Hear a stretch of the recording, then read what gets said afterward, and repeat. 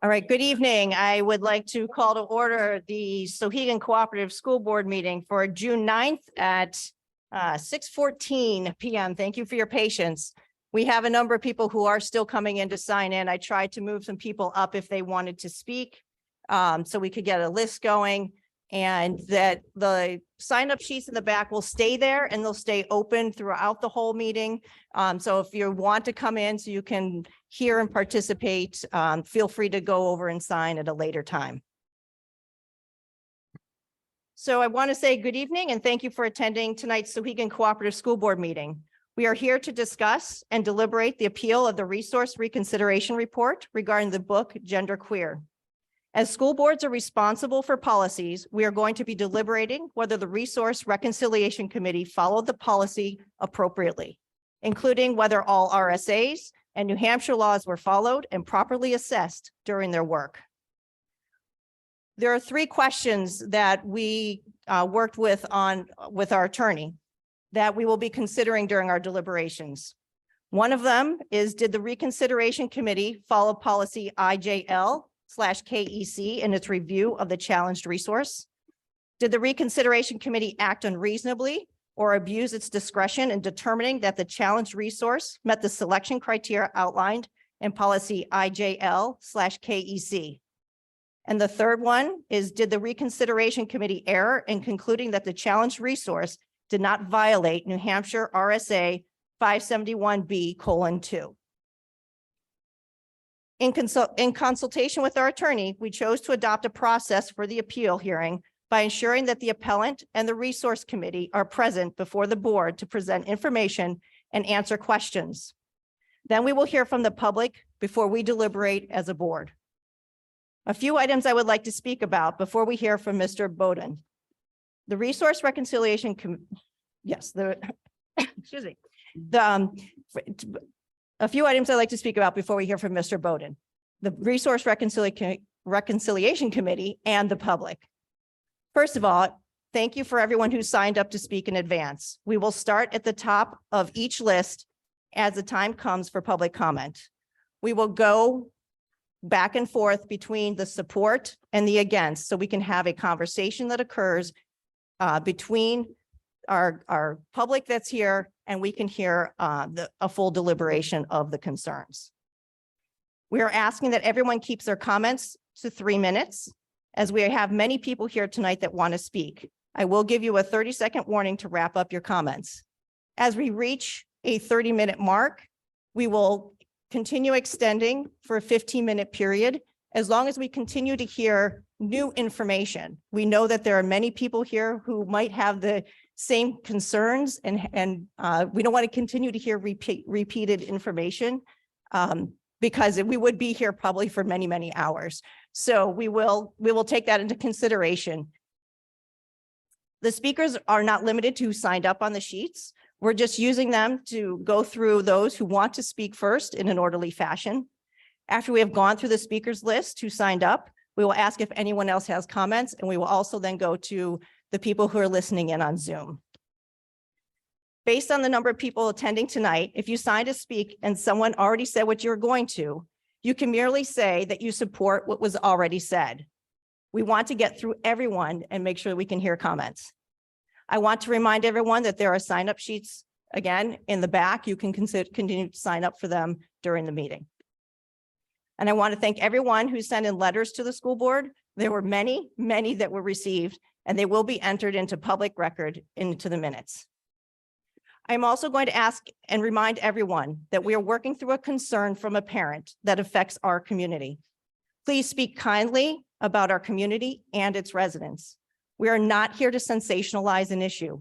We are here to understand what our community believes is appropriate for the students at Souhegan High School. After public comments are received, the school board will deliberate and either make a decision tonight or discuss next steps. Again, I want to thank everyone for coming tonight.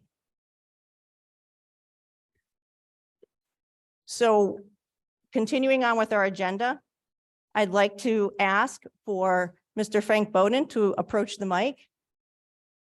And he has some time to present his appeal, and we will have time to ask him some questions. Good evening, Amherst residents, Souhegan School Board, and Superintendent and staff. Thanks for hearing us out tonight. I appreciate the civility. I was born right here in Manchester, New Hampshire, a long time ago. This thing is my certificate from CMC. It's pretty delicate, so it may combust here. I left my first plane ride in 1998 for boot camp. I'm a veteran of the global war on terrorism and a disabled veteran. After my service in the military, I moved back here with my wife and children. I've been to 23 countries, 5 separate continents, lived in East Africa and Europe for 4 years. Since this issue arose, I've been called a fascist, a book burner, a Nazi, among other things. It was among a select few. Some people wanted to know details about my minor children. I've even received threats. None of this is going to intimidate me. An adult is defined by almost all dictionaries as a person who is fully grown or developed. All 50 states recognize an adult as 18 or older. This is not a book ban. This is not burning books. I believe every adult should be able to access the book of their choosing. This is an age restriction, much like R-rated movies, tobacco, alcohol, firearms, and voting. This book, in my opinion, is not appropriate for minors, and I'd rather not see my children look at this type of material. I take issue with illicit materials in the hands of minors. A minor is a minor, no matter the race, religion, creed, preference, or orientation. I have members of my family and friends that are of the LGBTQIA, and it's just disheartening, this whole situation. I presented a compromise a couple days ago to the superintendent about amending our current control mechanism to have the book posted in plain view behind a librarian's desk or somewhere in a controlled area, so that way verification from parents can be obtained prior to a student leafing through it on their own without checking it out. I was declined. Should a tighter control be implemented like that, this whole thing wouldn't be going on right now. The complaint would have been dropped.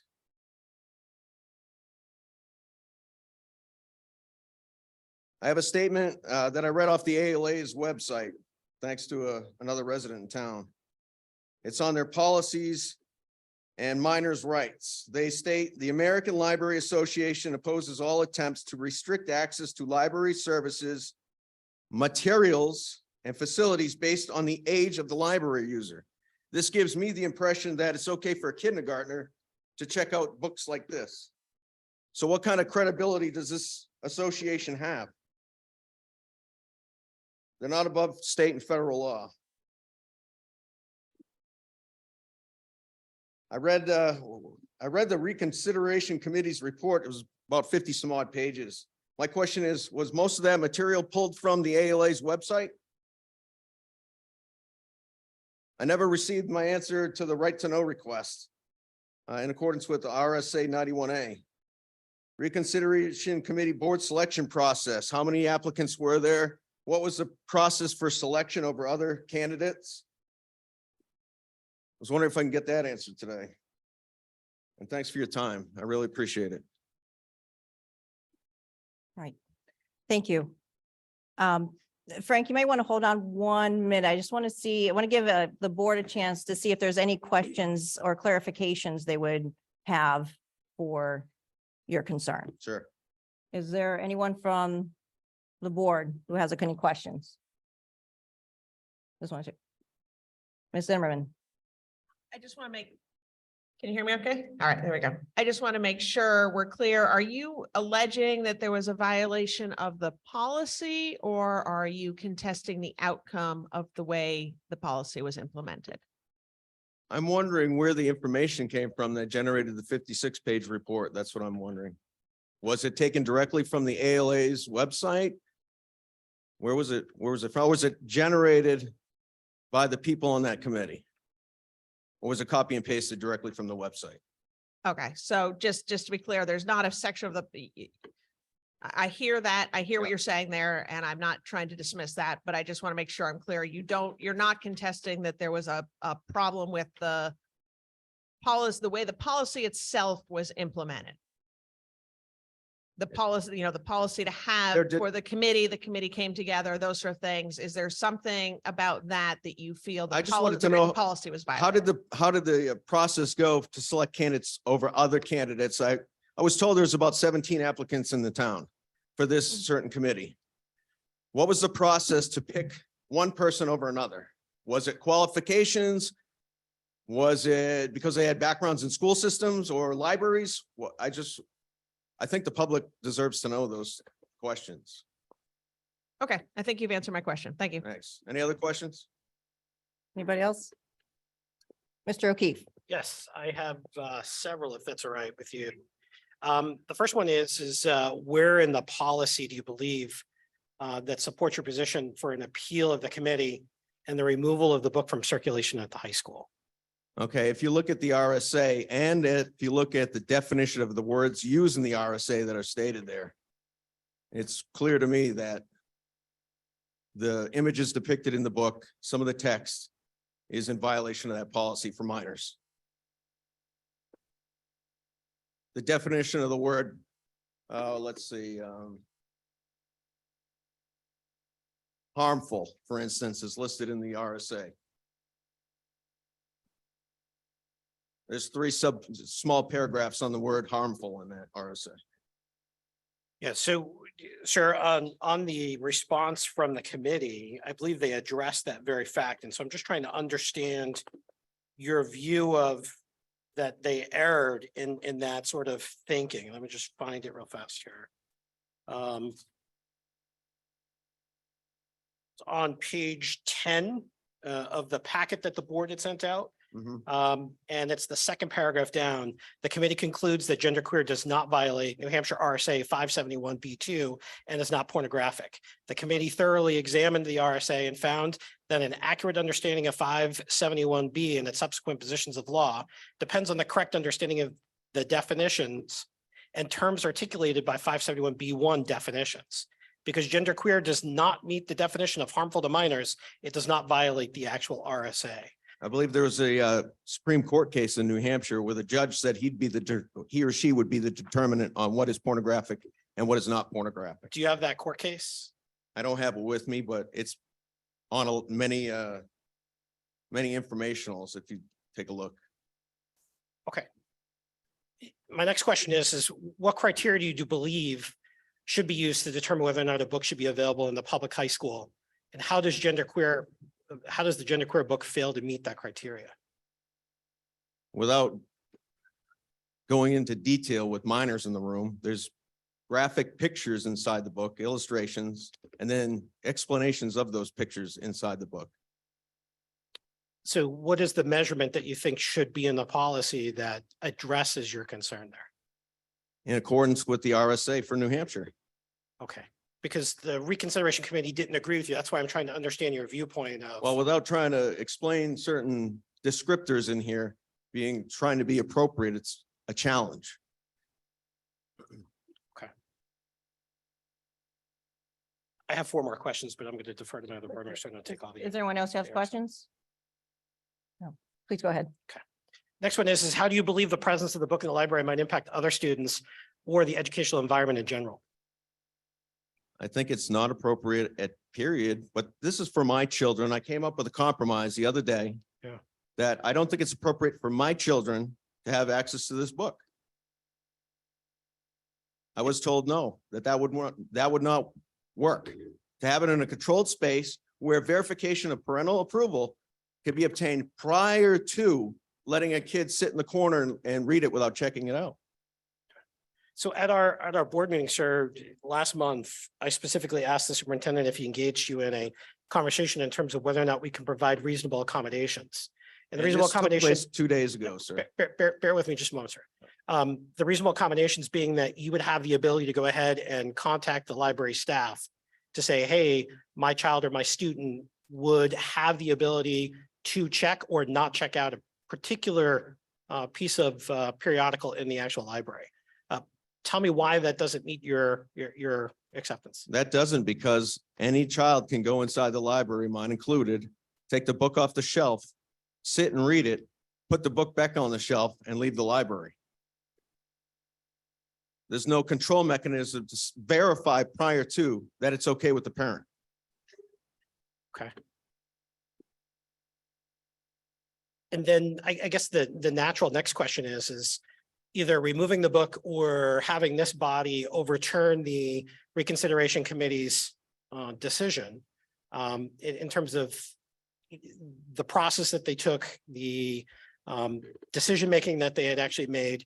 I'm not hearing an error that you'd like to state in terms of us to decide whether or not we should overrule or oversee that decision.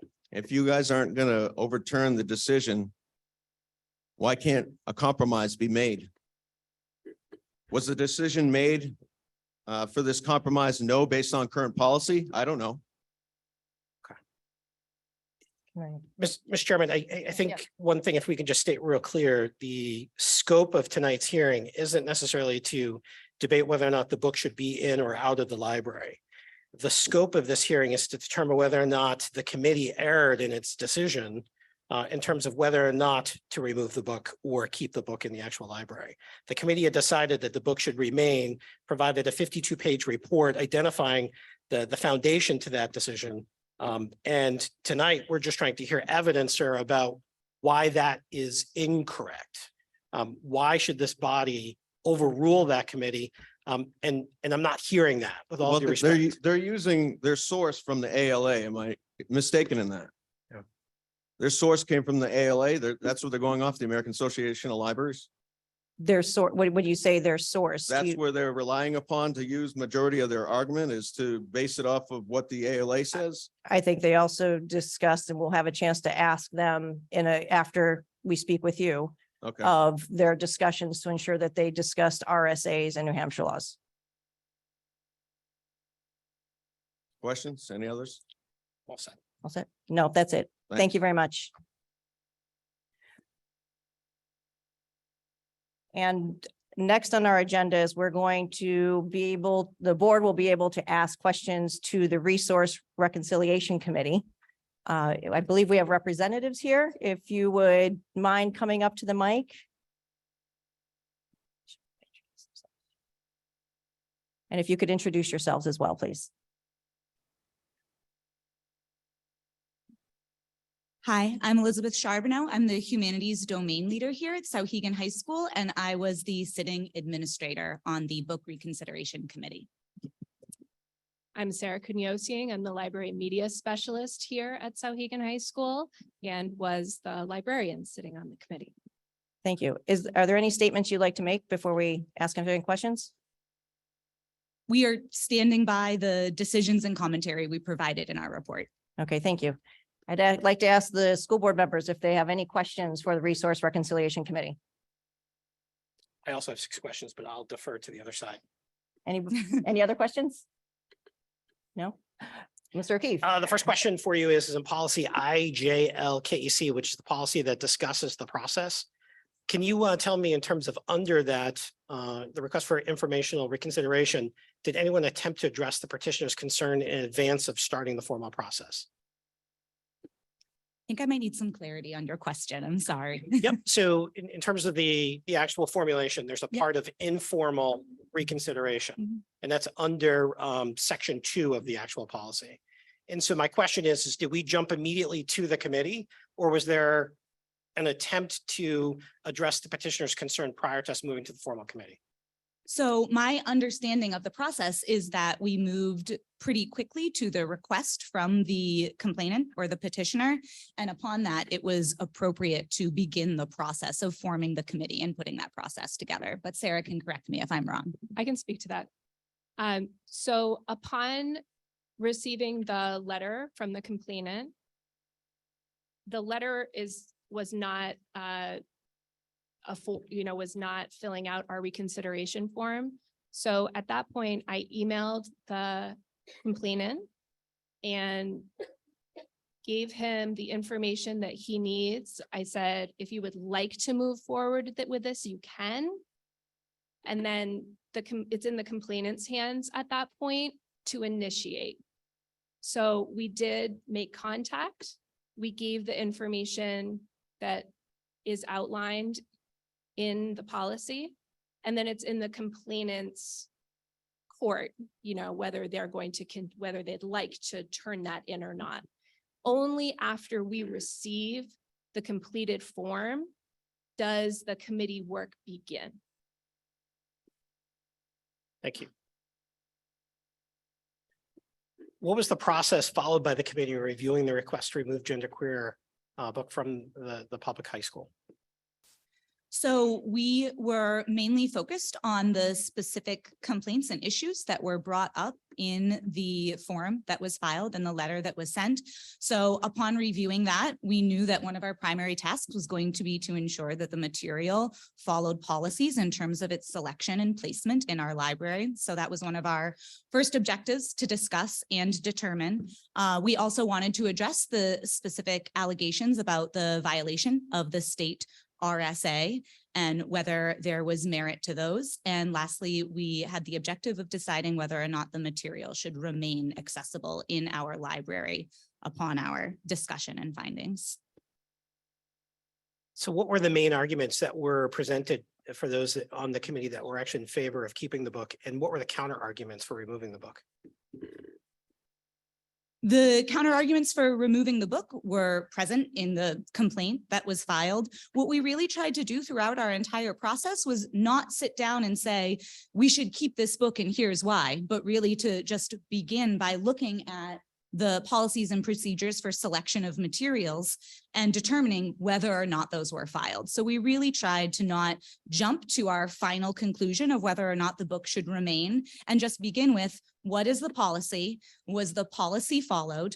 Were the criteria for the selection of materials present in the selection of this book? We went by item for each objective that required discussion or vote. We would have an open discussion, and then we unanimously agreed on each of the objectives during that meeting. Once we determined that the text was appropriately selected, we then moved on to examining the language of the RSA and discussed that and applied our understanding of the RSA and most importantly, the legal language and the definitions of those legal terms to decide whether or not those specific complaints were relevant as the complainant alleged. Once we agreed and discussed that they were not valid in terms of our interpretation of the RSA, we then moved on to determine whether or not the text should remain in our info center. So it really was less of a back and forth about whether or not the book should belong. But by the time we got to the end of the process and we determined that,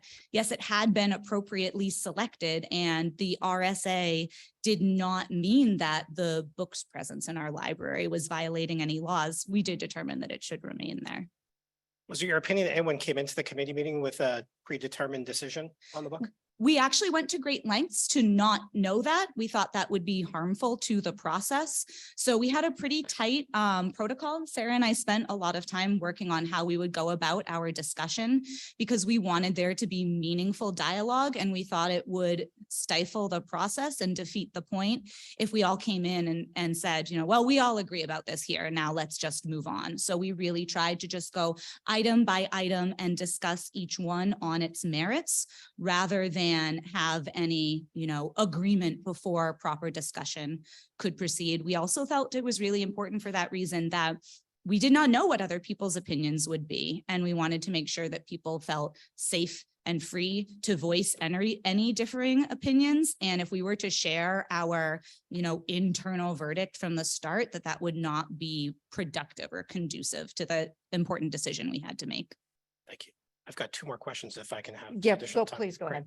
Next question is what criteria did the committee use to evaluate the pornography element to the petitioner's complaint? Yep, so this is detailed in the report. If you give me a moment, we primarily just relied on the RSA itself. And the reason why we were grappling with the idea of pornography in general because that term was specifically brought up in the complaint. So when we were looking at this, we started off, rather than looking at the RSA 571B2, we started with RSA 57B1 definitions. And we thought it was really, really important that everyone on the committee had a strong understanding. And this is on page 10 of the report, if you happen to be looking at that right now. The RSA 571B definitions begin by talking about what harmful to minors means. And we went through each of those A, B, and C and discussed our understanding to ensure we all had a shared understanding of, what those words were saying. And then we went on to review the other definitions, made sure we all had a shared understanding, and then went back and said, based on what we have understood and taken away from this text genderqueer, do we feel like this definition, harmful to minors, applies to this work as a whole? And so as a subset to that question, 571B1 definitions, subparagraph I, then C, there's a comment there. It says lack serious literary, artistic, political, or scientific value. Did that involve anywhere in your decision? Yes, so one of the things, and to reference the length of this report, we have several appendices, for lack of a better word, that highlight some of the resources that we were able to reference and help clarify some of our understanding about the function of libraries and diverse texts. One of the things that we did also consider before we came to the meeting, we read the text, had a chance to look over the RSA, and also had the ability to look up some of the reviews and critical acclaim that the text received, which was helpful for us in determining the literary and artistic value of the work. While, we had read the book ourselves, we knew it was important to understand what some critical consensus around the text was. And those reviews and the various awards that the book received helped us to determine that genderqueer does have literary and artistic value. Thank you. And my very last question, in terms of your position as a librarian, if I may be so bold, based on your training, your expertise, and your experience, what would be the criteria where you would take a piece of literature or periodical from the facility and hide it behind the counter? As a matter of practice, is that something that's prohibited, or is that something that can be done, or is that something that's really seriously and significantly frowned upon? It's very seriously and significantly frowned upon. If you reference, Mr. Bowden asked which documents we reference. So all of the documents that we referenced are present in the report, which he said he's read. So he has access to all those documents. ALA is our best practice guide. AASL is American Association of School Librarians. That is the school arm. And their position on labeling is really what informs our decision about that in my best practice training. So taking something and creating a value judgment section, be it behind the desk or in a different part of the library, is not advisable under any circumstances. If something has been determined to meet the selection criteria for a school library, we are violating our students' First Amendment rights if we take it behind the counter that way, first of all. Secondly, by creating something, if you look at the document, it actually uses that exact example of if you have, say, mature themes, whether something is mature or not, whether something is controversial or not, is a value judgment.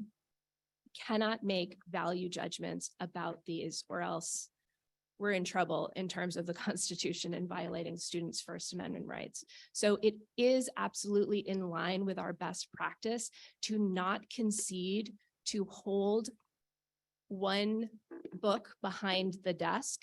If we decide that it is going to be appropriate for our school library, we're going to treat all books equally, as it were. Otherwise, even if one parent has a problem with it, we're opening ourselves up to potential lawsuits. We're violating other students' First Amendment rights. It really is getting into some serious business. So yes, there's best practice behind our decision to say we're not going to do that. Thank you. All right, thank you. Anybody else have questions? Mr. Glover?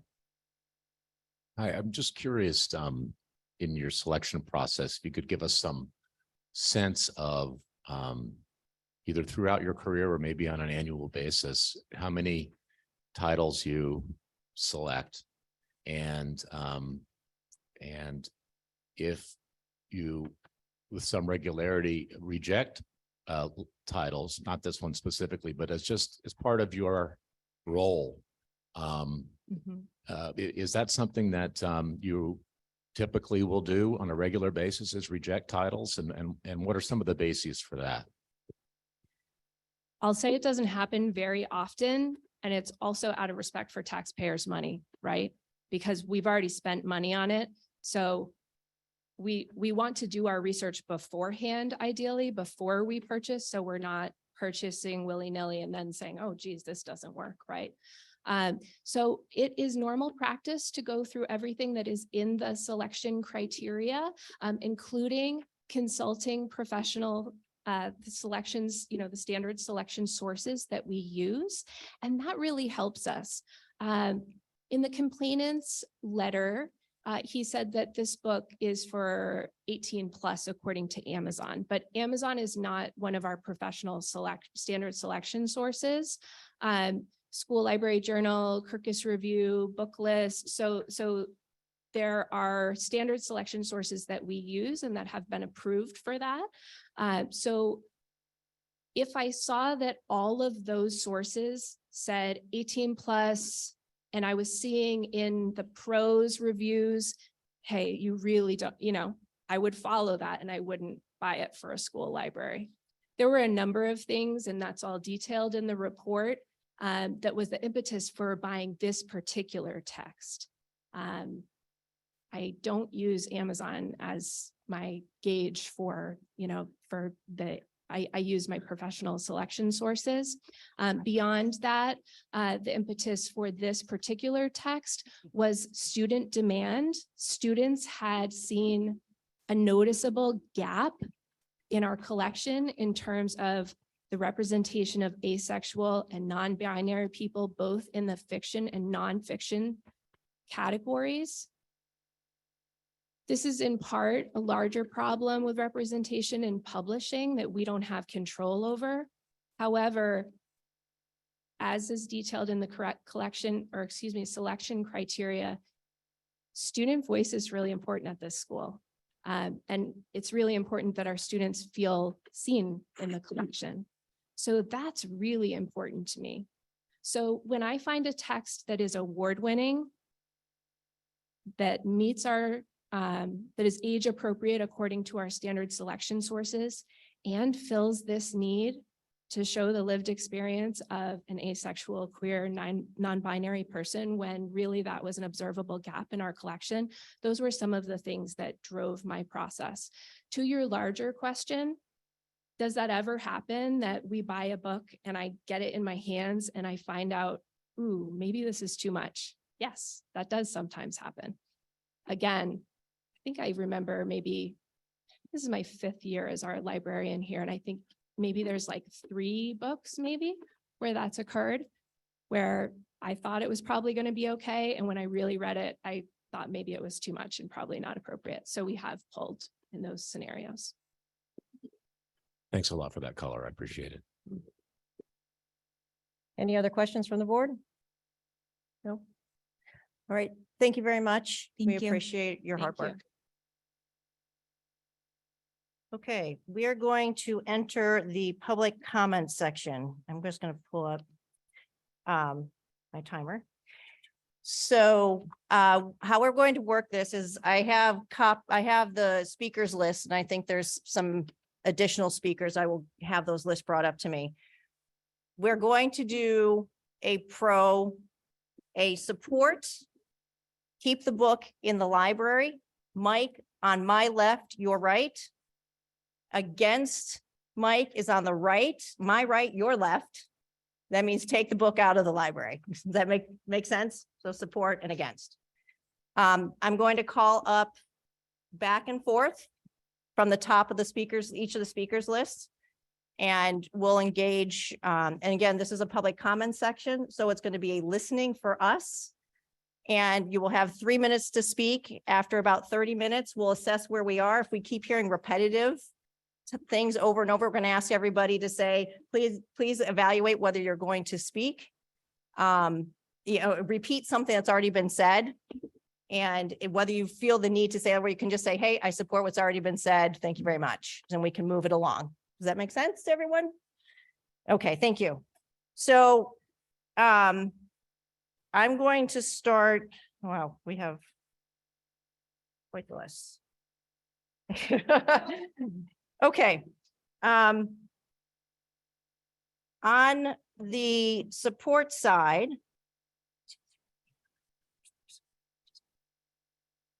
I have Mary Trudeau, if you would come up.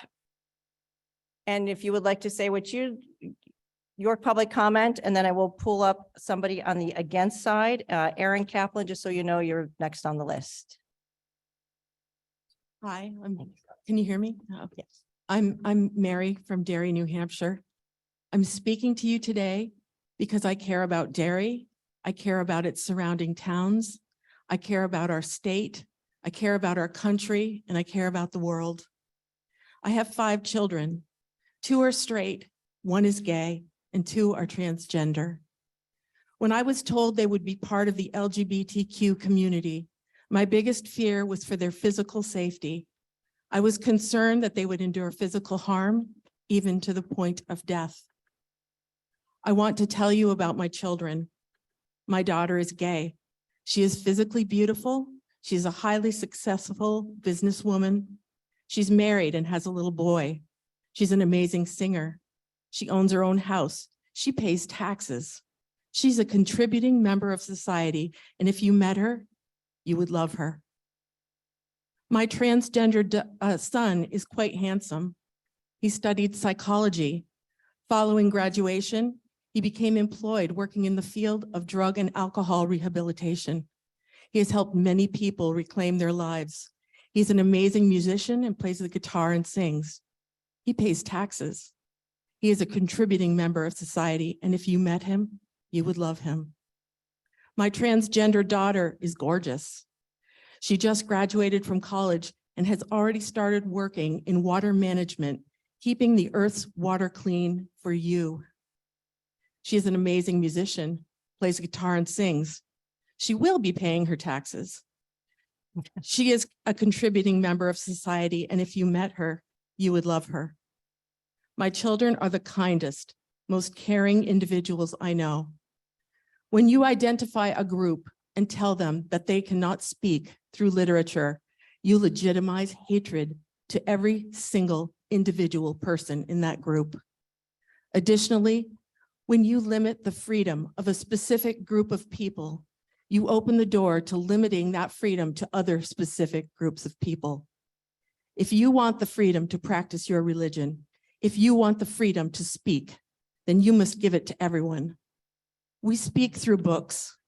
Do not silence the voices of my children, because if you met them, you would love them. Thank you.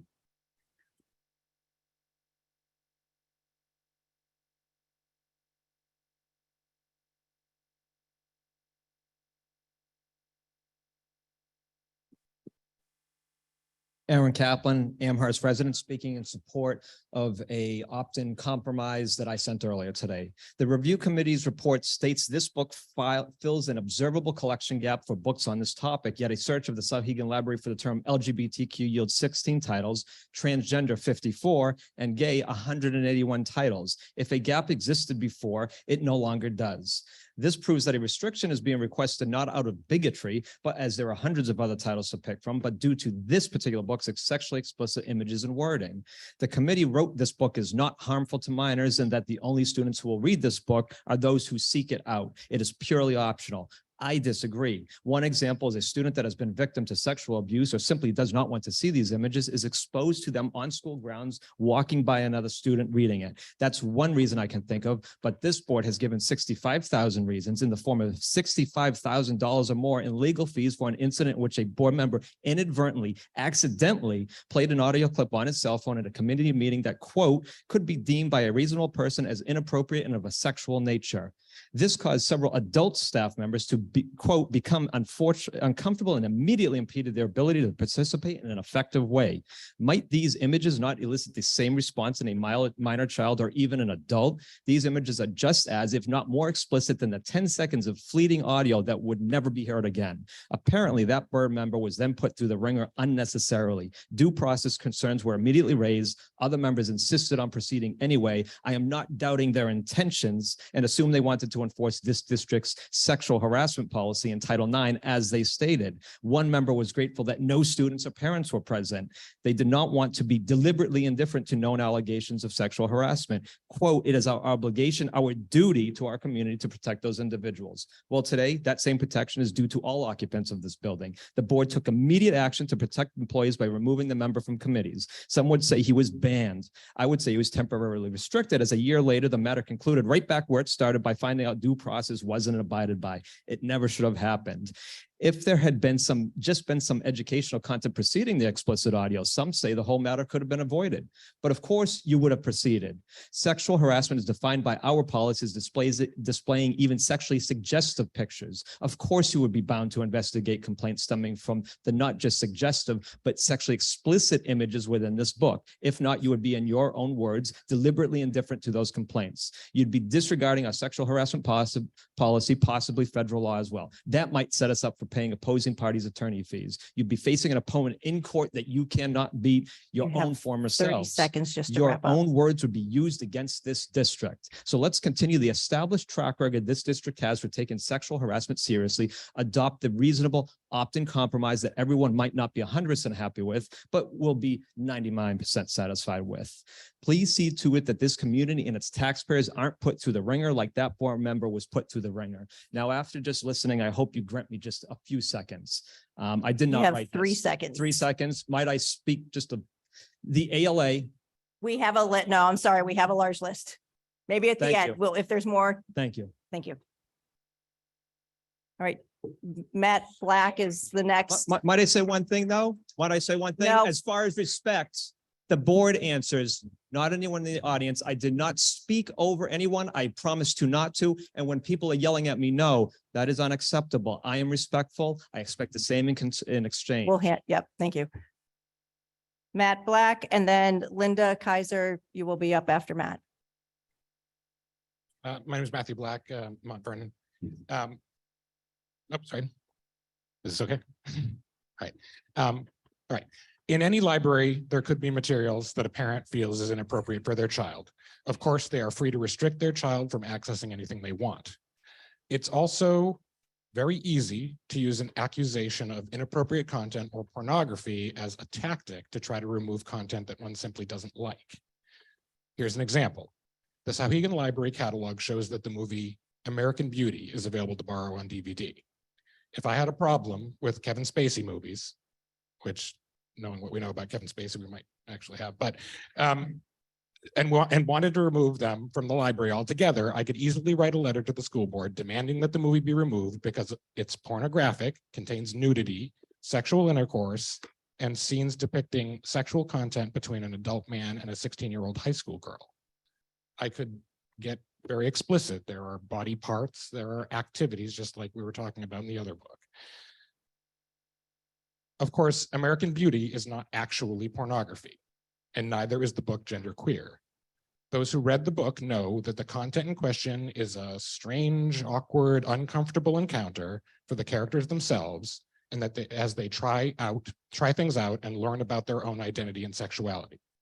This is the same kind of coming of age content that can be found in scores of material all across the library. But American Beauty isn't what was challenged. I really think that there are just a couple of different reasons why genderqueer was challenged specifically. One is that it's simply a tactic. Like my example problem with Kevin Spacey movies, if you have a personal or political problem with the theme of genderqueer, you can use any excuse that you can think of. It's pornographic, it'll make girls not want to get pap smears, whatever, to try to get it removed. The other option is that the themes about gender, homosexuality, transsexuality in the book could make some person feel more disturbed. Even if other books have, or movies have comparable material, they may feel that this one is just so foreign or uncomfortable to them that is more foreign or uncomfortable to them, even though it wouldn't be for other people. That feeling is prejudice. You have 30 seconds. That feeling is prejudice, trying to remove a book because it is censorship. Either way, I hope that the school board upholds the decision of the Learning Resources Reconsideration Committee and retains the book in genderqueer in the school library. Thank you. Linda Kaiser. And after Linda will be Julie Smiley. I am a former obstetrical gynecological nurse. I read Genderqueer in its entirety. The book was given an award as an adult book. This is a book that suggests women should be seriously afraid to get their first pap smear. There's a full-page picture of a naked woman bent over with a nail going through her abdomen. The nail is as large as her body.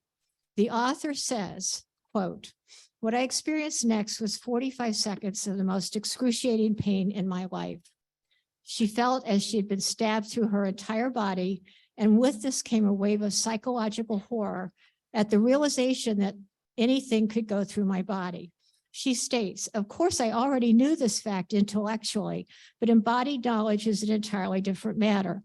What my body told me was that this intrusion of the outside world into my physical body was wrong on a level too deep for words.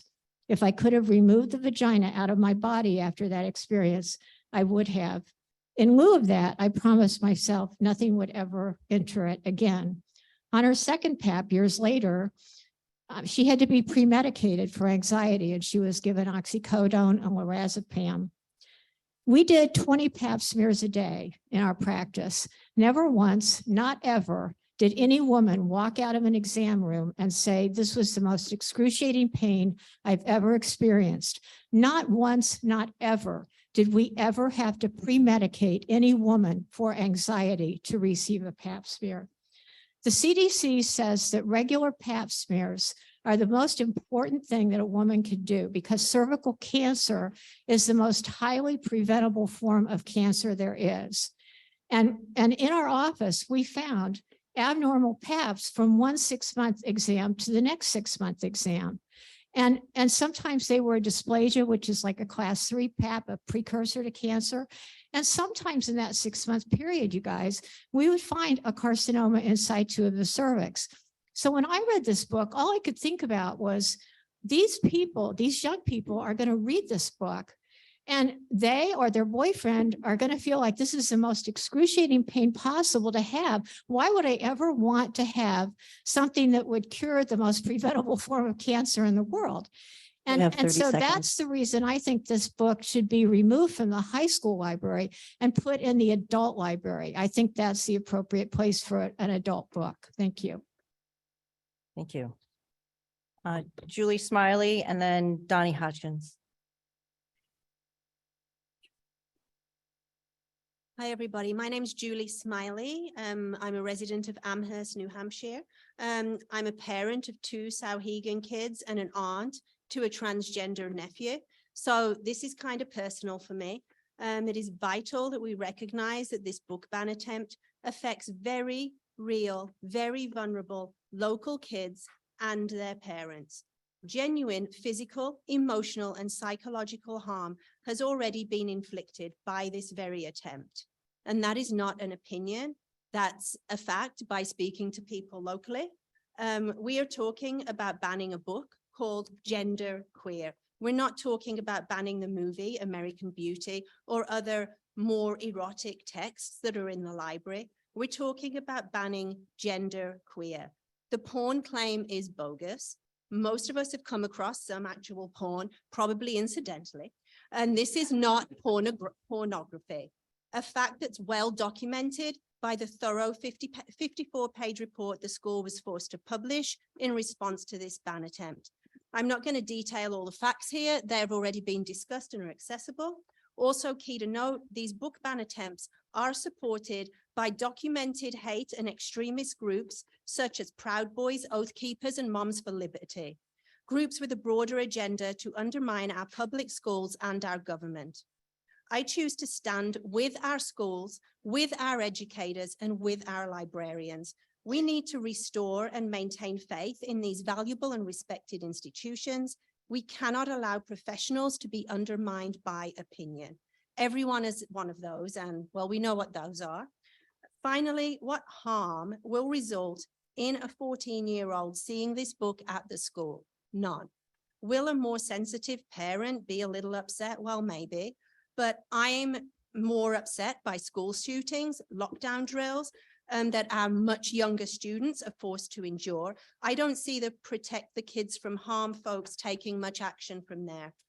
This is clearly about banning diversity. It is not about banning porn. In closing, I remind everyone that no real harm to a minor will occur if a 14-year-old sees the images in the book Genderqueer. But the very attempt to ban this book is inflicting real harm on families and on very real kids in our school who may consider themselves gender queer. Amherst, let's support our diversity and our educational professionals by sending a clear message that intolerance is not acceptable here in Amherst. Thank you.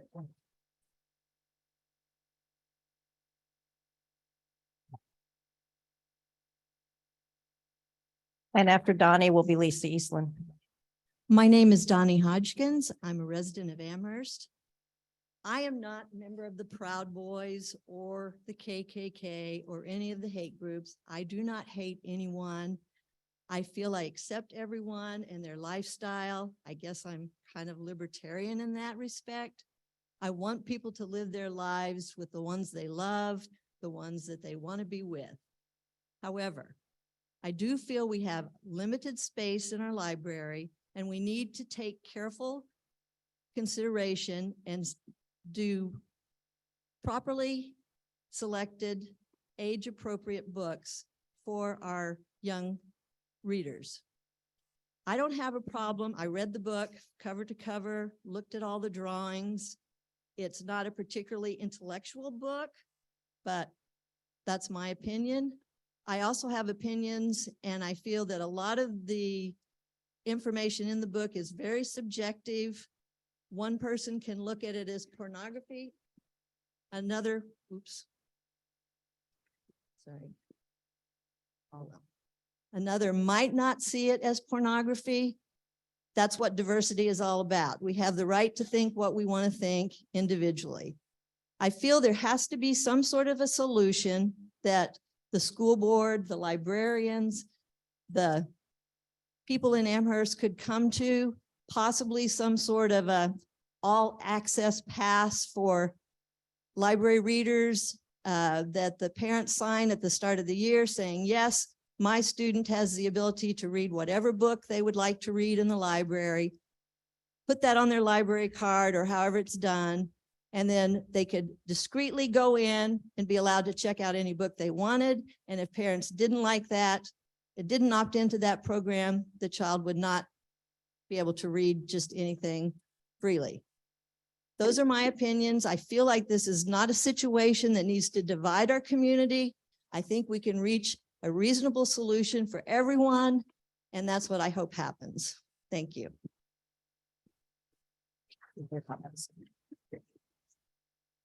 After Lisa is Russ Hodgkins. Yeah.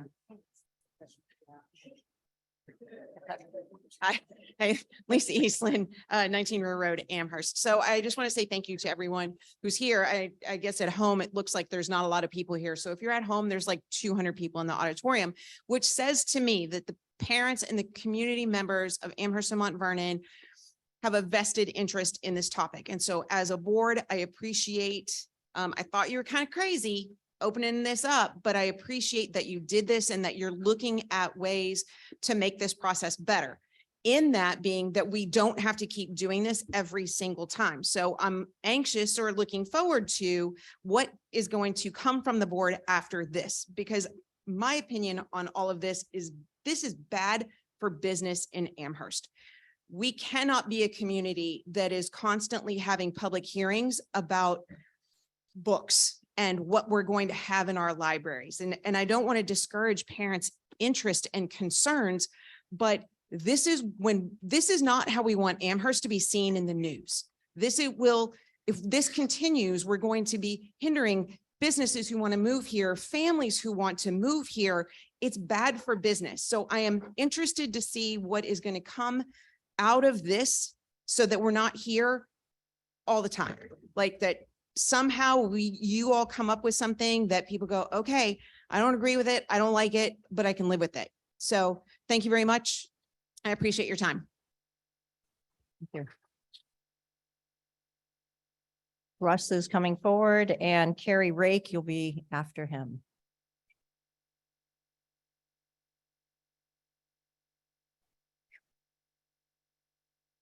Evening. Specifically, my objection on the process part relates to selection of learning resources, section 3 on page 12 of the packet, support for general educational goals. And on page 13, number 3, does not meet suitability of format and contributions to the curriculum. And my statement is just as follows. I have read the book, and in general, I feel that there's some merit to some sections of the book, but on balance, the continued presence of this book in the library poses a serious safety risk to LGBTB+ youth in the Souhegan community. And that's the very group that this book purports to support. And for that reason, the safety risk, it has no place in the school library. My assessment is based on a general and a specific analysis of the book. In general, when you read the book, what you'll see is it's essentially a lengthy comic book written at approximately the 6th grade level with somewhat gratuitous illustrations. Now, if we offer this book as a resource to the LGBTQ+ high school youth, that sends a clear message that the leadership considers they lack the mental capacity to absorb age-appropriate material and are simply not smart enough to read real books. This will have a devastating impact on their self-esteem. As the cisgendered classmates are studying Jane Austen or F. Scott Fitzgerald or Toni Morrison, they may legitimately wonder why they're unable to study the works of these authors. So that could lead to division within the student body and a heightened feeling of animosity between these two groups. The specific case of the safety issues brought up with genderqueer deals to the 2 extraordinarily misleading sections on cancer screening procedures that were addressed earlier by another citizen, so I won't go into that at length. The only thing is to say that that will have devastating impact on future health and safety of individuals by eliminating the possibility that they would be able to detect curable cancers at early stage of development. Thank you for your attention. Carrie, after Carrie is Lisa Hagan. Hi. I'm Carrie Rake, and I am a resident here in Amherst. My husband and I have 2 sons, one at Amherst Middle School and one at Souhegan. And a little bit about myself. I have a degree in library and information science, and I served as a children's librarian, a material selector, an award list creator, and on reconsideration committees and the public library prior to the birth of my children. And this attempt to take genderqueer out of the library goes against absolutely everything that I was trained to do and to understand and to be. The point of a library, including a school library, is to provide access, and you can't just go and say that, well, this book, only 5 people that signed this list, they can't read this book. It's impossible. It's improbable. It just doesn't work. The point is access. And I read their report, all 54, 55 pages of it. And having been on a reconsideration committee in the past, I was impressed. I've not ever seen a report that put that much time and consideration and sourcing to come up with their answer. So honestly, if the questions that you're asking tonight, I think they did their job. I don't think that they violated anything. And you as a parent are allowed to say what you don't want your child to read. But you as one parent do not get to say what my child gets to read or anyone else's.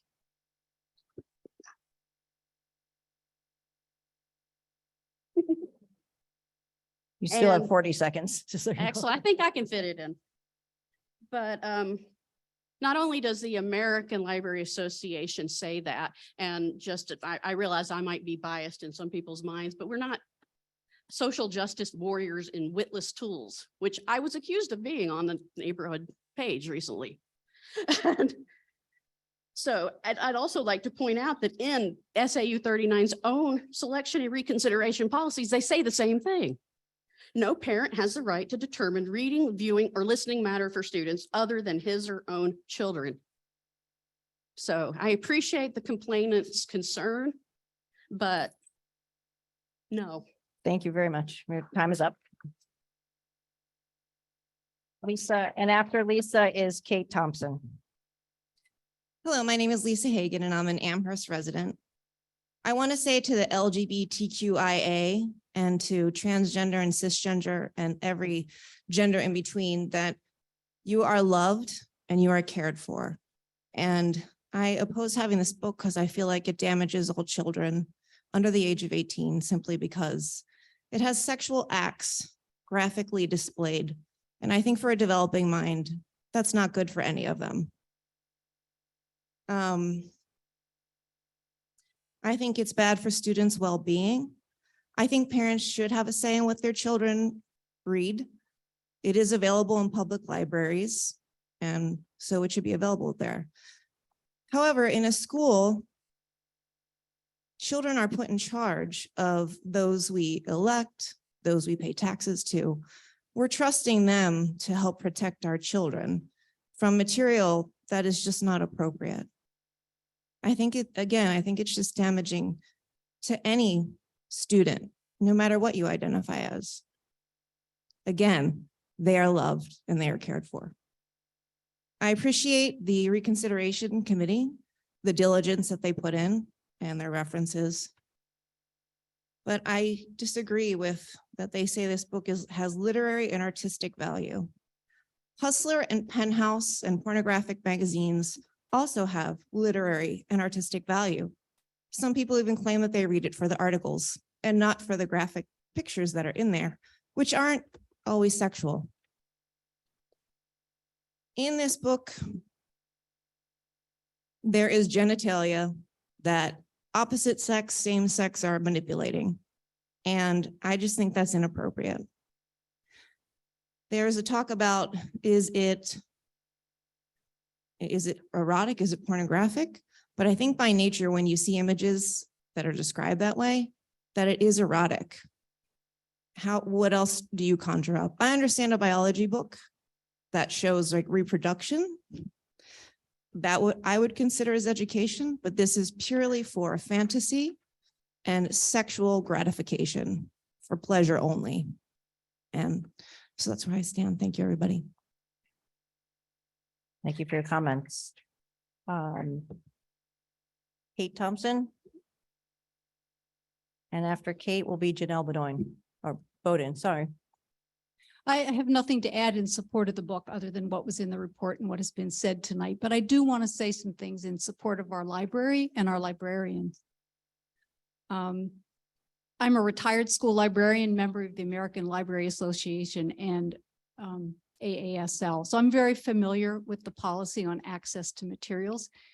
And while it does say that we shouldn't restrict by age, it also assumes that there is a selection criteria and process in place, which Sarah described in great detail. We have that in place. We also have a librarian who is trained and is diligent in selecting those materials that are appropriate for this learning community.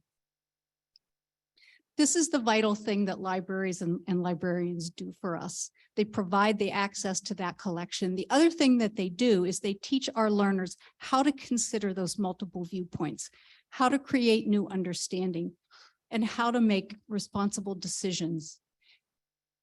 This is what I want our librarian doing. I don't want our librarian focused on control mechanisms. I want our librarian supporting our staff and teaching our learners.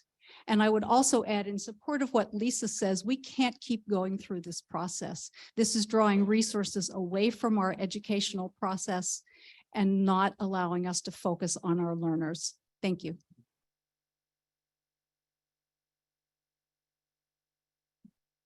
We have Janelle, and after Janelle is Daniel Theberge. Good evening. My name is Janelle Bodwin. I am a resident of Amherst. I am a mother to children here in the school district. I don't even know where to begin. I can't even believe we're here having this conversation tonight, because when I reviewed the book, like many, a lot of the images just kind of blew me away when I think about children under the age of 18 reviewing the material that's in it. I have 2 pages of notes, and I know I'm not going to get to all of it in my 3-minute period. I work for a company called Damsel in Defense, where we put out material to protect adults and children. We have a Safe Hearts book selection that I tried to bring to the school a couple of years ago when we moved here. It actually came up when the police department was holding their annual get together with the parents, where they talk about protecting your kids from the things that they see online. And a lot of the argument that I tried not to read online this week was about how kids can access anything that they want via the internet. A lot of parents put safeguards in place to protect their kids from the things that they see on the internet. Nothing is foolproof, right? But there are protections that we try to put in place to protect our kids from seeing images of people engaged in sexual acts. Where was that safeguard when we made the decision to put this book in the school for any of the kids to read? I think that there is value from reading the text in the book for people in the LGBTQ community that are confused or wondering where they stand. But I think that it's more appropriate for kids over the age of 18. When I brought my books to the school, they weren't even looked at, and they're to protect kids from getting into situations that could make them vulnerable.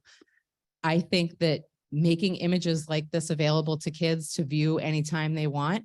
You have 30 seconds. Makes it so that they become desensitized to sexual images, which then makes them vulnerable to sexual predatory acts by people that want to take advantage of your kids. This is about protecting everybody's kids. It's not to silence anybody. It's not to hurt anybody or to segregate or any of the words that are being used to say that this is trying to, you know, Your 3 minutes stifle is up. anyone. Thank you. After Daniel, Lynn Briggs. Thank you to the board. My name is Daniel Theberge. I'm a resident of Amherst, New Hampshire. I'm also a junior at George Washington University in Washington, D.C., pursuing a degree in political science. Souhegan's library having genderqueer by Maya Kababe in circulation is decidedly not a violation of Title 18 or New Hampshire RSA 571.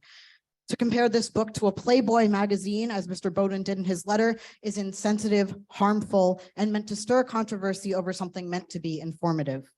While it is morally reprehensible for the Souhegan School District to ban this book, it may also be unconstitutional. In the 1982 case of Island Trees School District v. Pico, the United States Supreme Court ruled that it was a violation of the First Amendment of the United States for local school boards to remove library books from public middle and high schools based on ideological or political grounds rather than legitimate educational concerns. Folks, this is an ideological and political book ban. This book depicts the authentic lived experiences of a non-binary person. Recent surveys report that 16% of Gen Z youth identify as LGBTQ+, and about 2% identify as transgender. This means that around 112 students at Souhegan identify as LGBT, and about 13 students identify as transgender. What are we saying when we tell them that their lives are obscene and profane? We are in the midst of unprecedented attacks on transgender Americans, and it is up to us to not be complicit in the hateful propaganda being spread about our children, students, neighbors, teachers, friends, and family. While we're here, I'd like to take a look at another book available for circulation in the Souhegan Library as it presents some passages that relate to our discussion. In Genesis 19:30 through 38, 2 young women get their father drunk, rape Please be him, and polite. impregnate themselves with their father's sperm. In Ezekiel 23, 2 whores in Egypt have their breasts fondled and are defiled before being raped, stripped naked, and brutally murdered. According to their online catalog, the Souhegan School Library has 24 copies of the Holy Bible available for circulation. There is 1 copy of Genderqueer. Multiple sources recommend the King James Bible translation available in the library for readers older than 17. Why ban this book, but not the Bible? I don't believe students should be led in prayer in our public schools or told what religion to follow, but students should be able to read scripture in the safety of their public school library if they so choose. Banning books is do have 30 reprehensible seconds. regardless of the subject matter. I am a proud transgender American man, and I will not stand for the censorship of LGBTQ+ voices or the violation of the First Amendment here in the Granite State. Neither should this board. Thank you for your time. All right. Please. All right. Lynn, after Lynn will be Tim Theberge. I'm sorry, I didn't hear what you said. I was just trying to move along. I was going to have you, and then I was just announcing the next person. So please go Sorry, ahead. I thought I Lynn. missed something. Thank you for having this hearing. I'm very glad that everybody has a voice. This is America, and everybody has the freedom of speech, and I do mean everybody. I agree with the people that came before me, so I'm not going to repeat myself.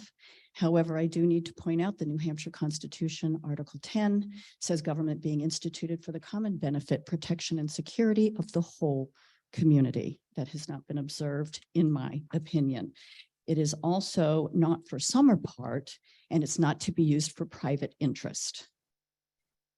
Okay. I am just going to list the few items that were not said earlier, and that was 18 U.S. Code 1464, the broadcasting of obscene language. 18 U.S. Code 1466A, obscene visual representations of the abuse of children, of which there's probably 15 pages.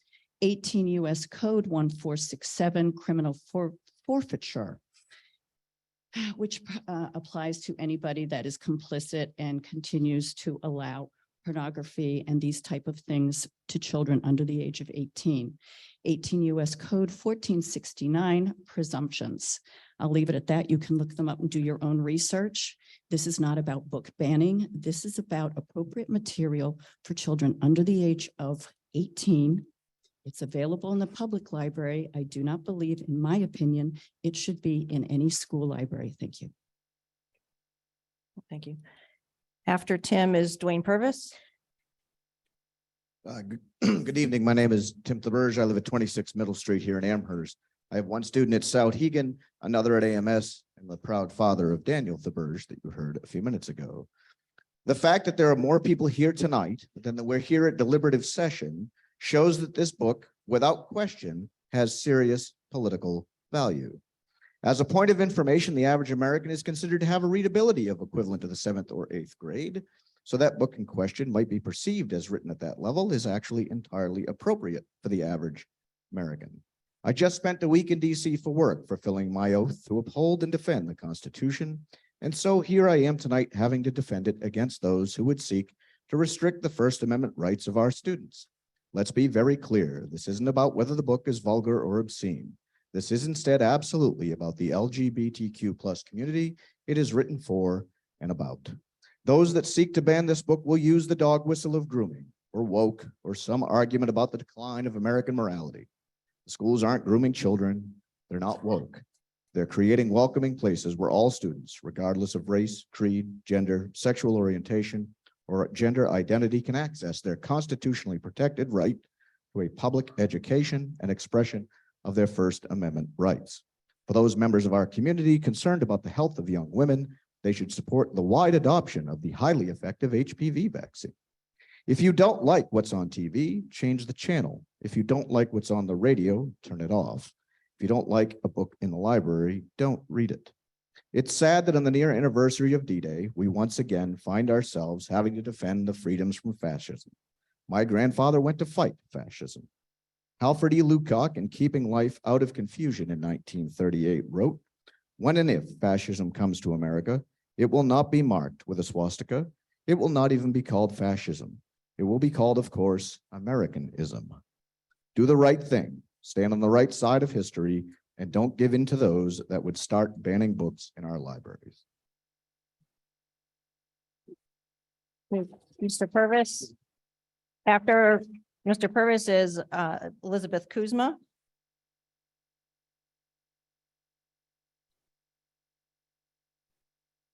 Good evening, everyone, and thank you to the board for this opportunity. Shall we come together and reason? Given that now, okay, not going to swallow the microphone, but I'll try again. Shall we come together and reason?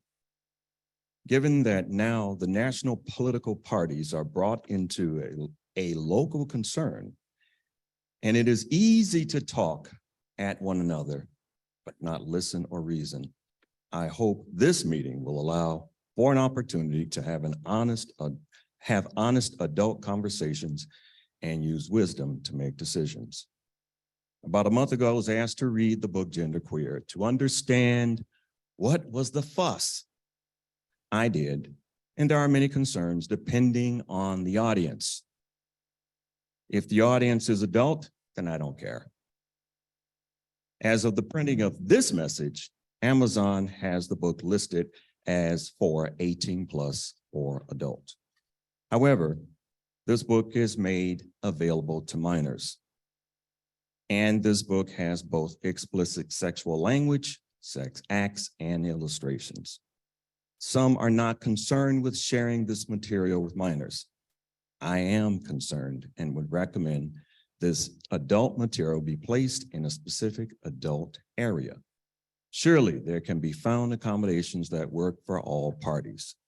Let us work together to encourage trust, educational excellence, and good stewardship with the support of all the residents of Amherst.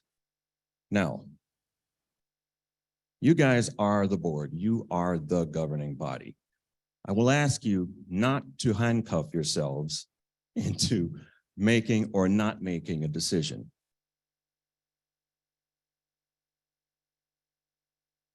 There has been much said here, and this is not just, there's a tremendous opportunity here. This is not just about a particular book, in my opinion. This is about the language and what is appropriate for minors. And yeah, I saw the movie American Beauty before we knew about Kevin Spacey, and I thought the movie was creepy then. You have 30 seconds. Okay. Let's take the opportunity. There's been a lot of things said, a lot of assumptions, a lot of things said about people that simply isn't true. We're talking about people that we don't know. And some of you know me and some of you know of me. If you really care, then I have no problem, me personally, I recommend you try it with other people, to sit down and have a cup of coffee, or since it's summertime, iced coffee or iced tea. Mr. Purvis, I'm and sorry, let's but your just 3 discuss minutes things. is up. Thank you. Thank you. Thank you.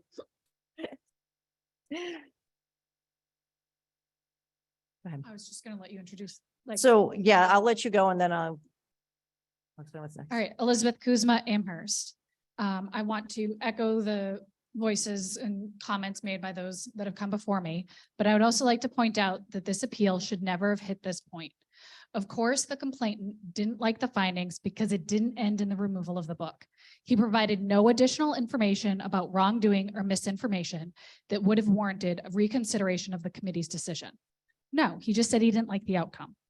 If this is how future complaints will be handled, then what is the point of the initial committee review if the end decision will really only be made by the board anyway? Allowing this particular appeal to move forward without any new information provided is a waste of time for the reconsideration committee and a waste of money.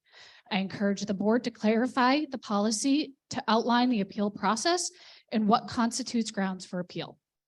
I would also like to remind the board that when the formal request for reconsideration came in, you put together a committee that included 3 staff members employed by the Souhegan Cooperative School District, on top of 2 community members and 2 students who had parental permission to serve on this committee. These employees spent a significant amount of time and district funds to review this request and spent hours producing a very detailed and thorough report explaining their decision and the reason for their decision. Any board member that votes to remove this book from the Souhegan Library is stating that not only do they not trust the library media specialist they hired to do this exact job, but they do not trust or respect the findings of the committee they appointed to evaluate the formal request for reconsideration. Thank you. So I want to ask if there's anybody who would like to speak at the mic that's against and would like to remove the book from the library, because we have gone through the speakers list. If there's anyone who would like to come up and speak, you can approach the mic.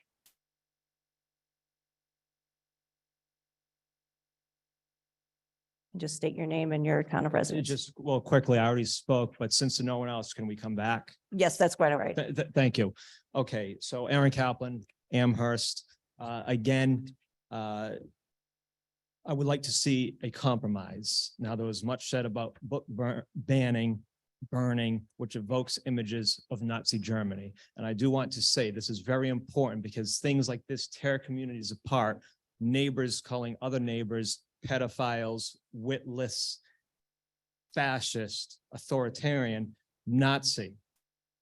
My name is of Hebrew origin, both first and last. I took a special interest in this subject in college, and I studied what Nazis did. I studied what fascist ideology did. There was a gentleman outside that was holding a sign that had a word on it that referenced that.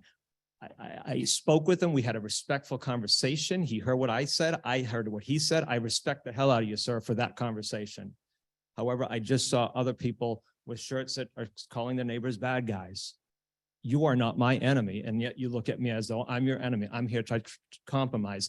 Fascists and Nazis do not compromise. They kill, they murder, they demonize. I don't see anyone goose stepping through the village. There is no SS lightning bolts on my arm. I don't know why anyone would bring that up. It was mentioned on social media, and I didn't know whether to say this here, but however, there were not anyone on the board, however, constituents and family members that didn't use the worst language, but said, you certainly do have influence over people within your own household. I would like to see this stop. You didn't listen to what we said. We're here to compromise. I don't want to ban anything. You know who else was a victim of Nazi Germany? Not only just millions of Jews, gypsies, political adversaries, gays, anyone that wasn't straight. You belittle their memory when you bring this stuff up. When you call someone a fascist, when you call someone a Nazi, I ask that you not do that and focus on the issues. This is wrong. And the reason why, what I really wanted to say is the reason why this community is being torn apart, because I don't believe you think I'm a Nazi. I don't believe you think your neighbors are Nazis. Madam Chair, This is sir, excuse me. We want to make sure that we're addressing the book. And the reconsideration report. So I know you're getting to an expanded topic. I want to refocus you because you've got about 30 seconds. Perfect timing. The ALA, which espouses a fringe view that there should be no restrictions regardless of the age of someone, which I don't believe anyone in here believes that. They caused this by giving the award that the committee was talking about. We go by awards. The award was awarded by the ALA. Your policy was pulled directly from the ALA. It's provided by the ALA. They then give you blueprints on how to beat book bans, and then they fundraise and make lots of money over it. While neighbors fight neighbors. Stop fighting your neighbors and start fighting against organizations that manipulate you Your 3 into minutes is fighting your up. Thank you. neighbors. Thank you. We have one more speaker on, then we're going to discuss how much more we want and how we want to address the list, and I'll explain why. But JD Dowd, if you would like to approach the mic.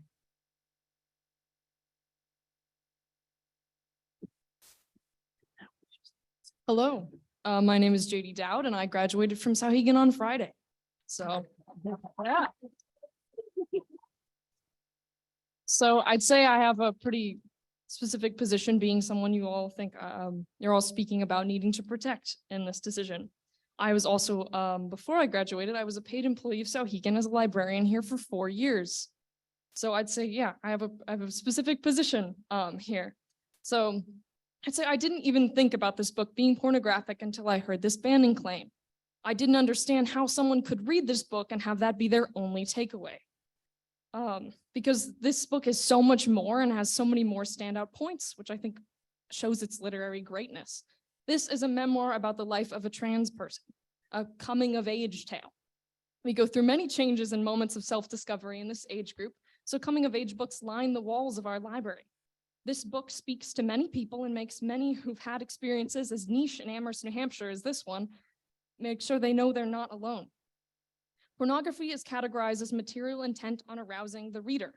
As the writer in this book realizes he is asexual in this memoir, as you would know if you read the book, I don't think a reader's arousal could be farther from our intent. Thank you. Okay. So looking at the speakers list, everyone who signed up to speak on the against, please remove the book from the library, those people have spoken. We still have about 2 pages of speakers for support. What I'd like to do, and I know we're coming, we've done about 45 minutes. Is that about right? Of speaking time. The remaining list, I can go through your names, and what I'm going to ask is keep it to 2 minutes. And if you don't have anything new to add, if you want to just get up and say, hey, I support what already has been said, thank you very much. That would be great. But if you do have new information, then yes, please feel free to speak. And I will ask along the way if there's anyone who would like to come speak on the against, please remove the book from the library side as well. Okay. Is that all right with everyone? All right. So we'll go to a 2 minutes. Next on the list, I have John Dowd. John, you're good. Thank you. Rachel Merrick Maggs.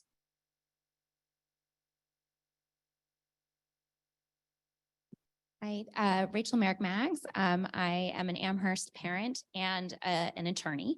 So as such, what I wanted to just really quickly address was specifically the law. I think we've alluded to it a number of times, but what we haven't done is actually spoken directly to it. So complainant is relying on New Hampshire RSA 571B2, which we've already addressed. Specifically, what's important about this is that it's about exposing minors to harmful materials. The key there is what harmful is, and that is actually defined in the statute.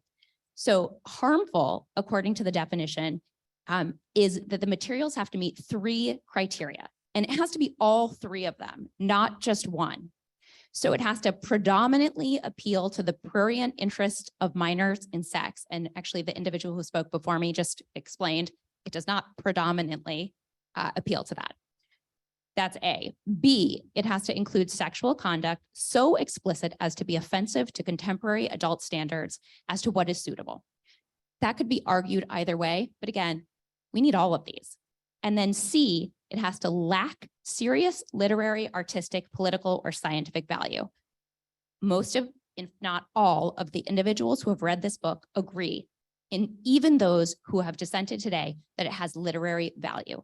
Not only that, as the committee reported, the book has won so You have many 30 awards seconds. that it is, there was just a long list. I won't go through them. The point is it has literary value and it does not meet all three of those criteria. And as such, it should not be removed from the library. Thank you. I'm just going to ask, is there anyone who'd like to come up and speak on the against mic? I don't see anyone. Okay. Kristen Van Gore.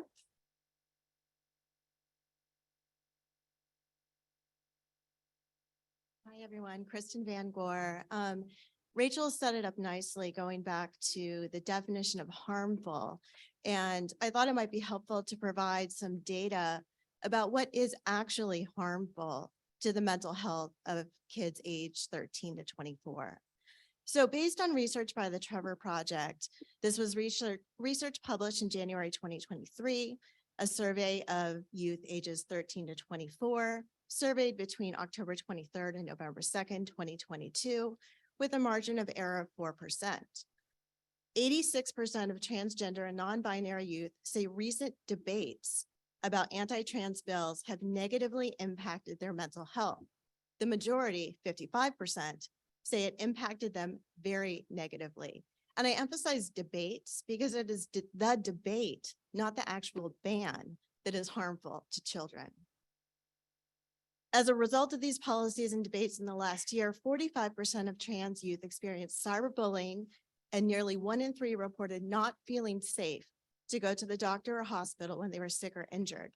Other harmful experiences included schools removing LGBTQ-friendly symbols. 60% of LGBTQ youth, including 80% of transgender and non-binary youth, feel angry about policies that will ban books in school libraries that discuss LGBTQ topics. You have 30 seconds. Nearly half of LGBTQ youth, including 54% of trans youth, also felt sad about these book bans. Kara Pompeo.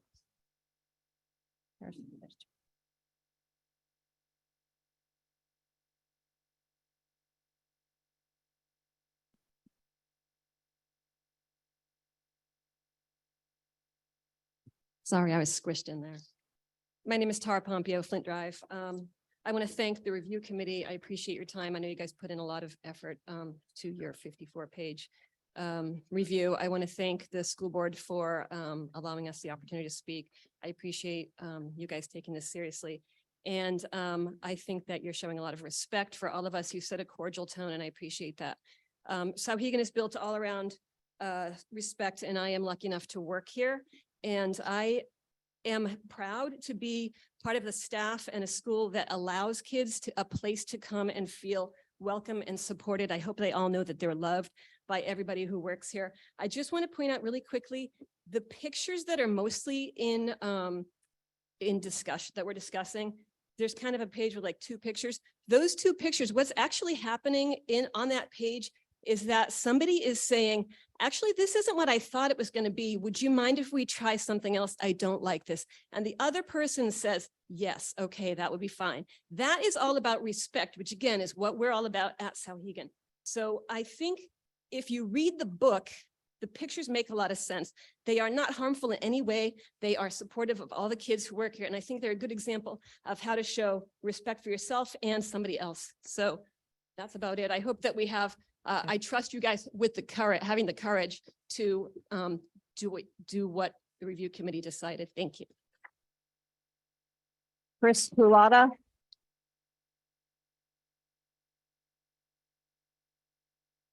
You said Christopher Collada? Chris Culata. Okay, yeah, Yes. perfect. Good evening, school board and town of Amherst. My name is Christopher Collada.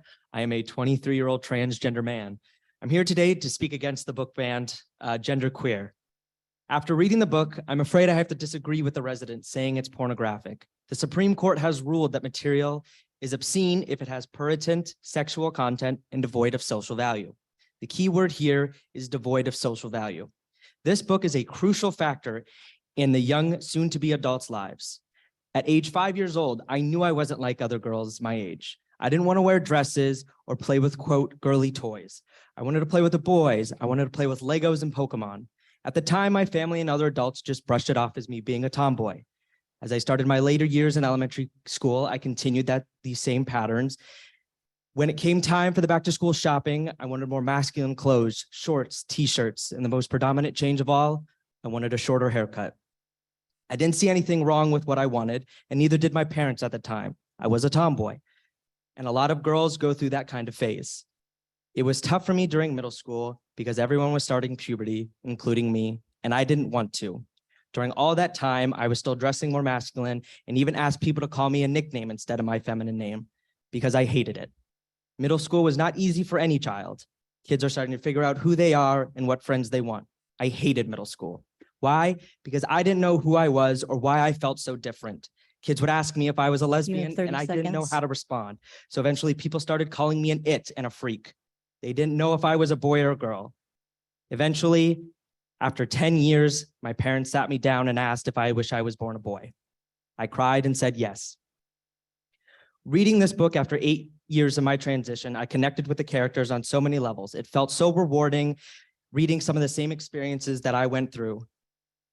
Even to this day, I struggle mentally and emotionally going up to the doctors to even get a pap smear and discussing I'm it with the sorry, doctors. your 2 minutes No is worries. up. Thank you. Thank you.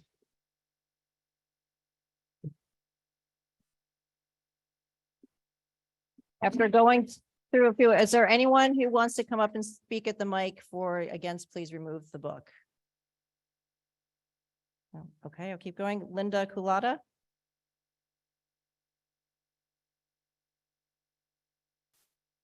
Good evening. Thank you for the opportunity to speak regarding the request to remove the book Genderqueer from the Souhegan School Library. When I first read the request by an Amherst resident to reconsider the removal of this title, I began to form a point-by-point response to their letter. However, when I read the report by the Reconsideration Committee, I realized all the points had already been thoughtfully and thoroughly addressed by the committee. Asking how each individual defines pornography is frankly irrelevant. The United States Supreme Court, in the case of Miller v. California, 1973, created a three-pronged test regarding the evaluation of obscenity and pornography. The Reconsideration Committee details the literary and artistic value of the book Genderqueer, which clearly meets the standard under Miller.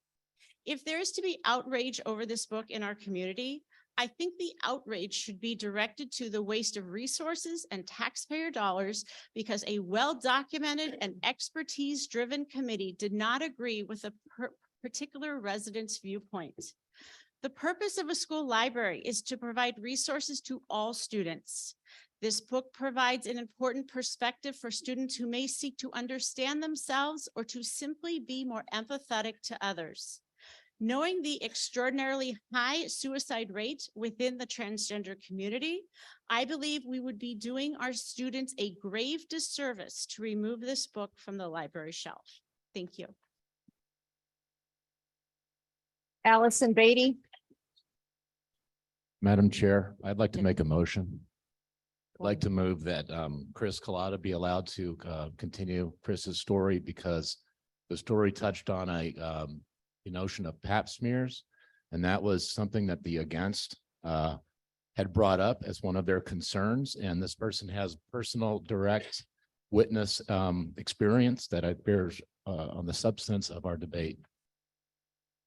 I'll second that. We have a motion. We have a second. Is there any discussion? Let's take a vote. Those in favor of the motion? 2, 3, 4. That's a unanimous vote. So Chris, would you please come back? Thank you. I will start off where I left off, I guess.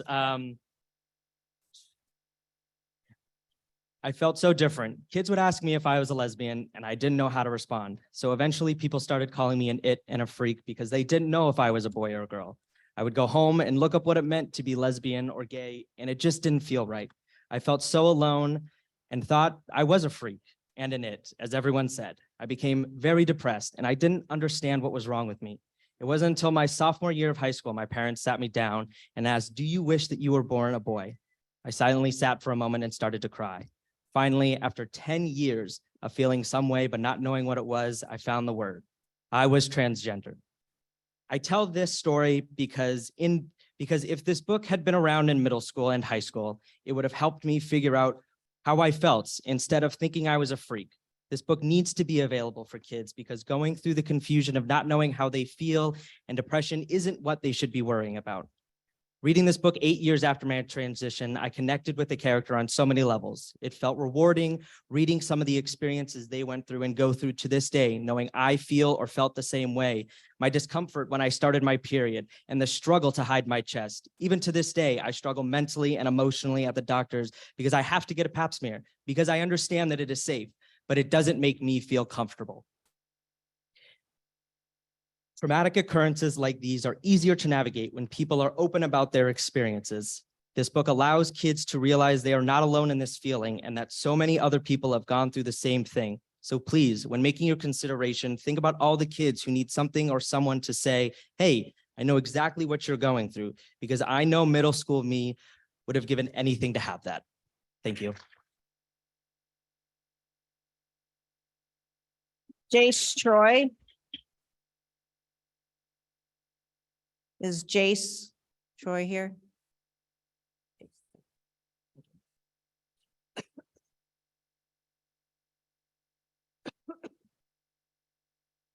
Hello, I am Jace Troy, and I work for the New Hampshire chapter of a well-respected national mental health awareness and suicide prevention organization. But more importantly, I am a Souhegan High School alumni.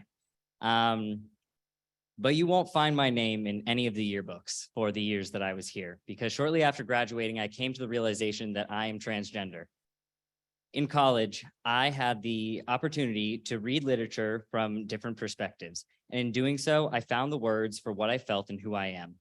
That education helped instill the confidence in me that I would later cling to as I began my transition to the man I am today. When I was a junior here at Souhegan High School, I felt like I was living in a world that had no place for me. I felt so alone. And one day after school, I tried to take my own life. Little did I know that a short year and a half later, after surviving against the odds, I would find a book, and because of that book, I would find hope. I am proud of the man I am today, but I'm also terrified because of debates like the one we're having here tonight. Debates that on the surface are about books, but are about equity at the core. Luckily, I went to Souhegan, a school that taught me to push my comfortable limits, stand for what I believe in, and to advocate for positive change. And with that said, I am begging you to retain copies of this book in the library. Some people may be upset 30 seconds if you decide to keep it, but to the individual whose life it saves, to their family and their friends, I promise you, it is worth it. In my darkest hour, a book not so different than this one was my lifeline to a happy and successful life. Please don't pull back on this book when it may be the thing a student is desperately holding on to and giving them hope. Thank you for your time and happy Pride Month. Howard Brown? No? Okay, something. Howard is passing. Cindy Graspiller?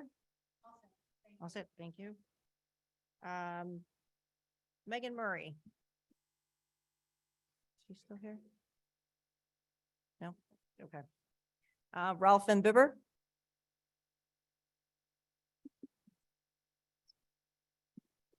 My name's Rolf Bibber. I live in Amherst. You guys know me pretty well. Since I only have 2 minutes, I'll just get straight. Gender dysphoria is a psychological term used to describe the emotional and psychological distress that arises from the incongruence between a person's gender identity and their biological gender. Of course, this would complicate their sex life. Genderqueer includes a deeply personal account of Kobabe's experience with dysphoria in relation to sex. Page 168 includes a very unorthodox sex scene. Transgender people live unorthodox lives. They have complicated relationships with their body and their sexuality. While these conversations might be uncomfortable for some, sexual exploration is a part of the real lived experience of transgender people and everybody else. This book could not do justice to the transgender experience without talking about sex. That is your serious literary, artistic, political, and scientific value. It's especially important if students notice a lack of representation in their library. High school is notoriously a time when students face social pressures related to sex and relationships. These pressures are uniquely challenging for trans people, and their concerns are definitely not covered in our health classes. Souhegan needs to have genderqueer in its collection because it can provide perspective and clarity for students who may feel isolated, alone, or underrepresented. In 2017, the CDC released youth risk behavior data indicating that a third of transgender youth attempted suicide in the year previous. More than half of those surveyed reported feeling hopeless for You more have than 2 30 weeks. seconds. The least that we can do for our LGBT students at Souhegan is let them check out a book. Thank you.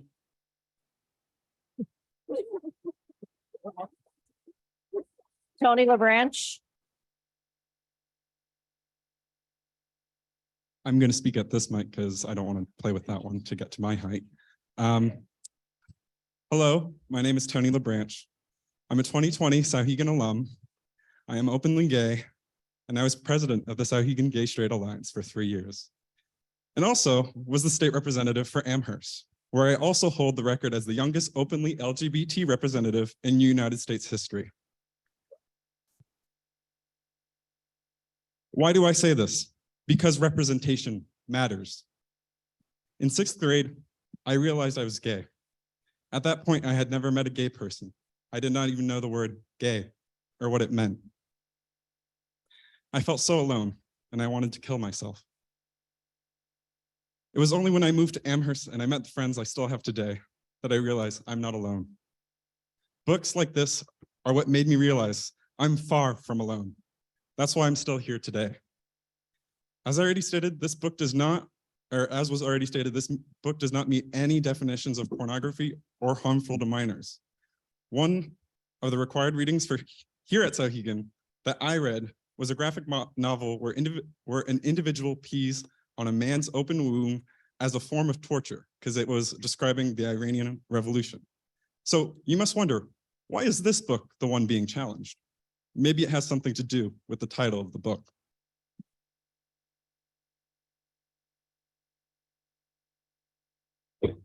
Nick Brown? No? Okay. Laura Leonard.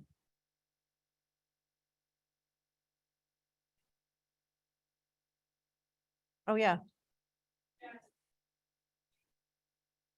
Allison, I'm sorry. Come on down. Now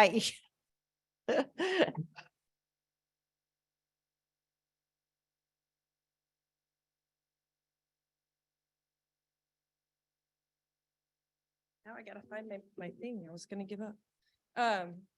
So I won't go into my resume, but I do a lot of work in the LGBTQ plus community. And I appreciate the opportunity to stand here. I also would like to thank the committee because you have done a significant amount of work. One point I'd like to make is that when I seek guidance from my financial planner, I ask questions for clarification and understanding, but I trust her because she's the one with the learning, the training in financial planning. I do the same for my elected officials and my educators who are hired here, including the school librarians. One thing I'd like to speak to, a couple of things I'd like to speak to. One, I'm sorry for those who've been called names in this process. That is not the way we should act as a community. So I apologize. However, I do think that the compromise of putting the book behind the counter requires kids to potentially out themselves, and having to do so means that they do not have the resources that can help them. Imagine how lonely these kids already feel every day. Why do we need to make them stand out anymore? One other point I'd like to make is that Mr. Kaplan stated that there is no longer a gap in the library just based on the certain number of titles. My question to that would be for the librarian and ask how many titles in this Souhegan library do not refer to that do refer to non-LGBTQ plus topics. We can't decide that there is not a gap if we do not know that ratio. Have we potentially closed that gap a bit? Yes, and I appreciate that our librarians are listening to our students because our students have the opportunity to say You that. have 30 seconds. Thank you. The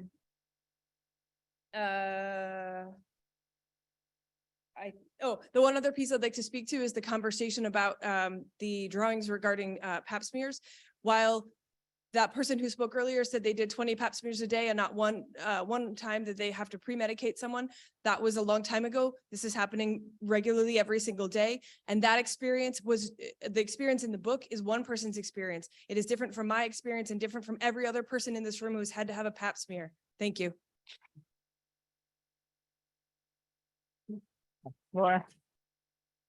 And again, we have about almost a page of speakers. So if there's, again, I'm just going to ask if there's something new that needs to be said. If you just agree with what's already been said, just say that, please. I'll be brief. My name is Laura Leonard. I'm a 2002 graduate of Souhegan High School. My husband and I bought our home in town 10 years ago, and we're raising our 2 girls here. We have a rising 5th grader who's very excited to go to the middle school in the fall, and a younger daughter who's homeschooled and will turn 8 this summer. Many have argued that this book is pornographic. I would contend that while certainly graphic, it falls far short of being pornographic. Pornography is infamously hard to define. I know it when I'll see it. But I would argue that the defining factor of pornography is the intent to arouse the reader or viewer. I would argue that there are no pornographic images included that meet that criteria. For people who've read the book, you know that the graphic images in the book are awkward, painful. But I would argue that the book's explicitness is exactly why it belongs in the Souhegan Library. We do our students a great disservice to tiptoe around the edges of the physical act of male-female intercourse and call that sex education. We set our young people up for great emotional and physical injury if we don't discuss the intricacies of consent, the idea that you can say yes and then say no, that you can say stop, or when we treat sex simply as an isolated act between a disembodied female reproductive system and a disembodied male reproductive system. Genderqueer deals with sex in a way that our young people need, no matter their sexual orientation or gender identity. Sorry. Again, I'm going to ask, is there anyone who wants to come to the mic to speak on the, for against, please remove the book from the library. Okay, we'll keep going. Sandra Carbony. Oh, okay.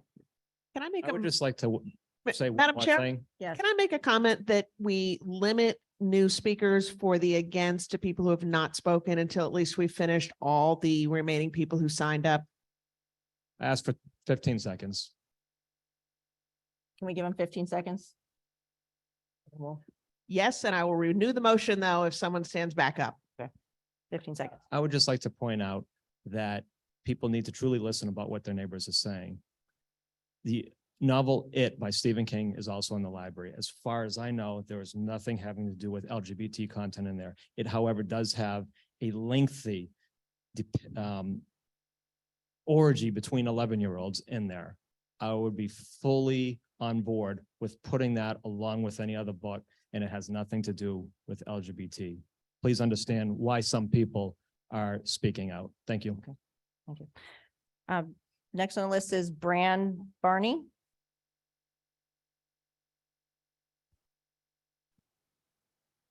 Hello, everyone. I had a lot I wanted to say, but I'm going to keep this wicked short.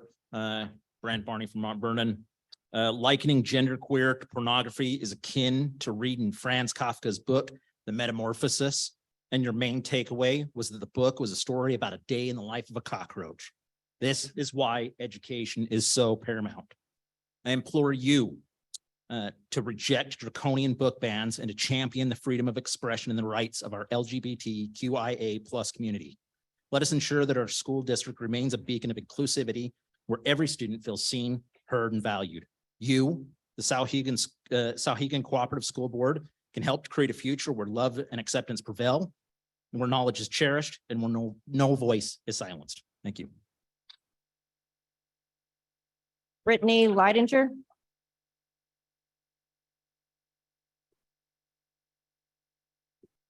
Brittany Leidinger, Amherst resident and a New Hampshire certified school psychologist. The potential value that genderqueer offers its readers spans our youth population regardless of identity. The Collaborative for Academic, Social, and Emotional Learning, CASEL, was founded in 1994 to establish high-quality, evidence-based SEL, an essential part of education. CASEL's SEL framework identifies 5 areas of learning competence to establish equitable learning environments that advance students' learning and development. One of the competencies is self-awareness, which is the ability to understand one's own emotions, thoughts, and values. Another competency is social awareness, which they define as the ability to understand the perspectives of and empathize with others, including those of diverse backgrounds, cultures, and contexts. This includes the capacities to feel compassion for others, understand broader historical and social norms for behaviors in different settings, and recognize family, school, and community resources and supports. So this was discussed in the very thorough 54-page report, and I'd like to reiterate the idea from Dr. Rudine Sims Bishop, who spoke of books acting as mirrors for some readers and windows for other readers. For the LGBTQ population, genderqueer has the potential to reflect their identity and lived experience, and as such acts as a mirror to the reader. This is directly in line with Castle's identified competence of self-awareness. You have 30 seconds. And as we've heard from several speakers tonight, books like these can literally be life-saving. For the rest of the population, genderqueer provides insight into the identities and experiences of others, allowing them to understand another perspective. As such, the book could act as a window, which is directly in line with Castle's identified competence of social awareness. Thank you. Paula Sword. Thank you. Alyssa Parker Roberge. Okay. Sam Smiley.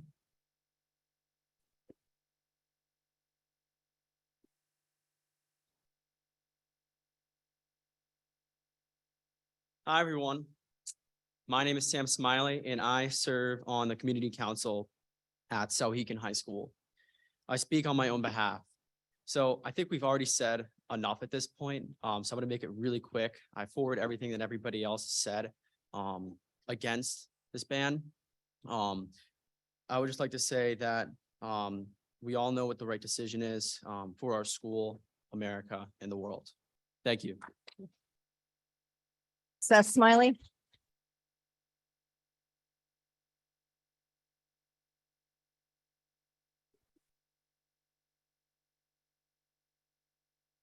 Hey, everybody, I'm Seth Smiley, an Amherst resident, and I'm going to do something that my wife does not think I can do, which is to keep it brief and be concise.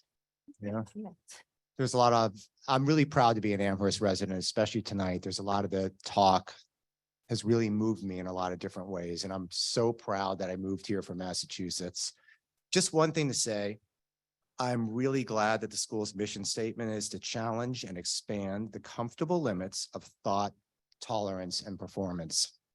I support the book being kept in the library, and thank you very much. Kirsten Hugger. Okay, thank you. Derek Hugger. Thank you. Christy West.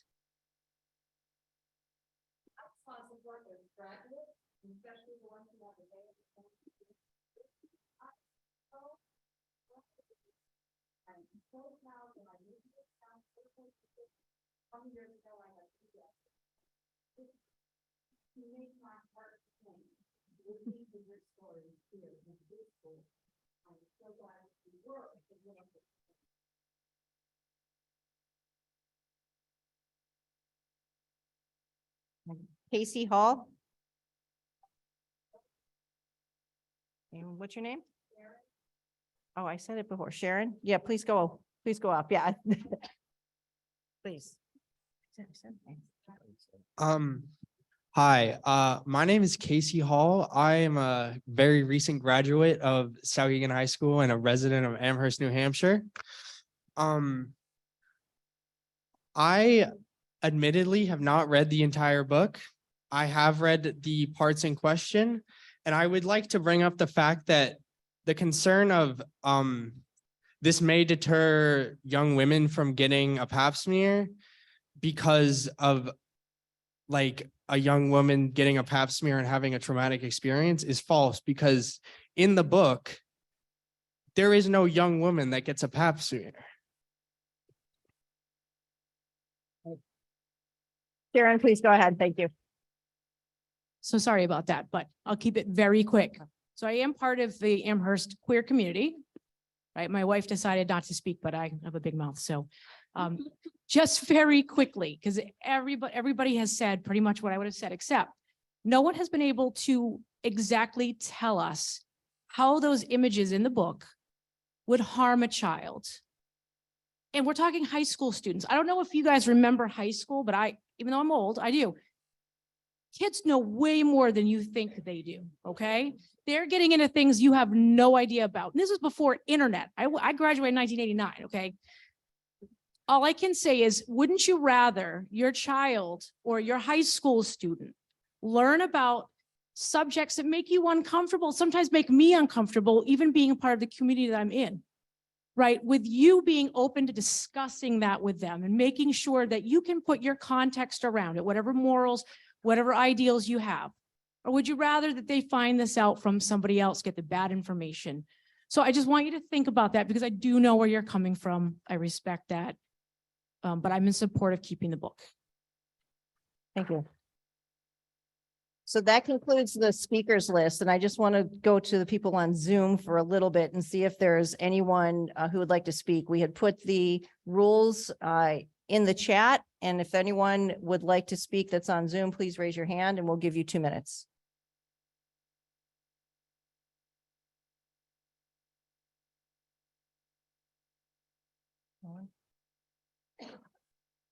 Okay, I do not see anyone raising their hand.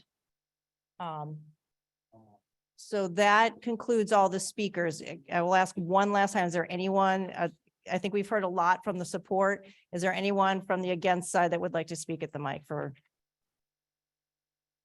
Madam Chair, I make a motion to close public comment and enter into a 10-minute bio break. I'll second that. I have a motion. Do I have a second? I have a second. Second. I'm not even ask for discussion, unless there is some. And all those in favor for a 10-minute break, and we'll come back to the agenda where we'll go into our own discussion. Okay, 10-minute break.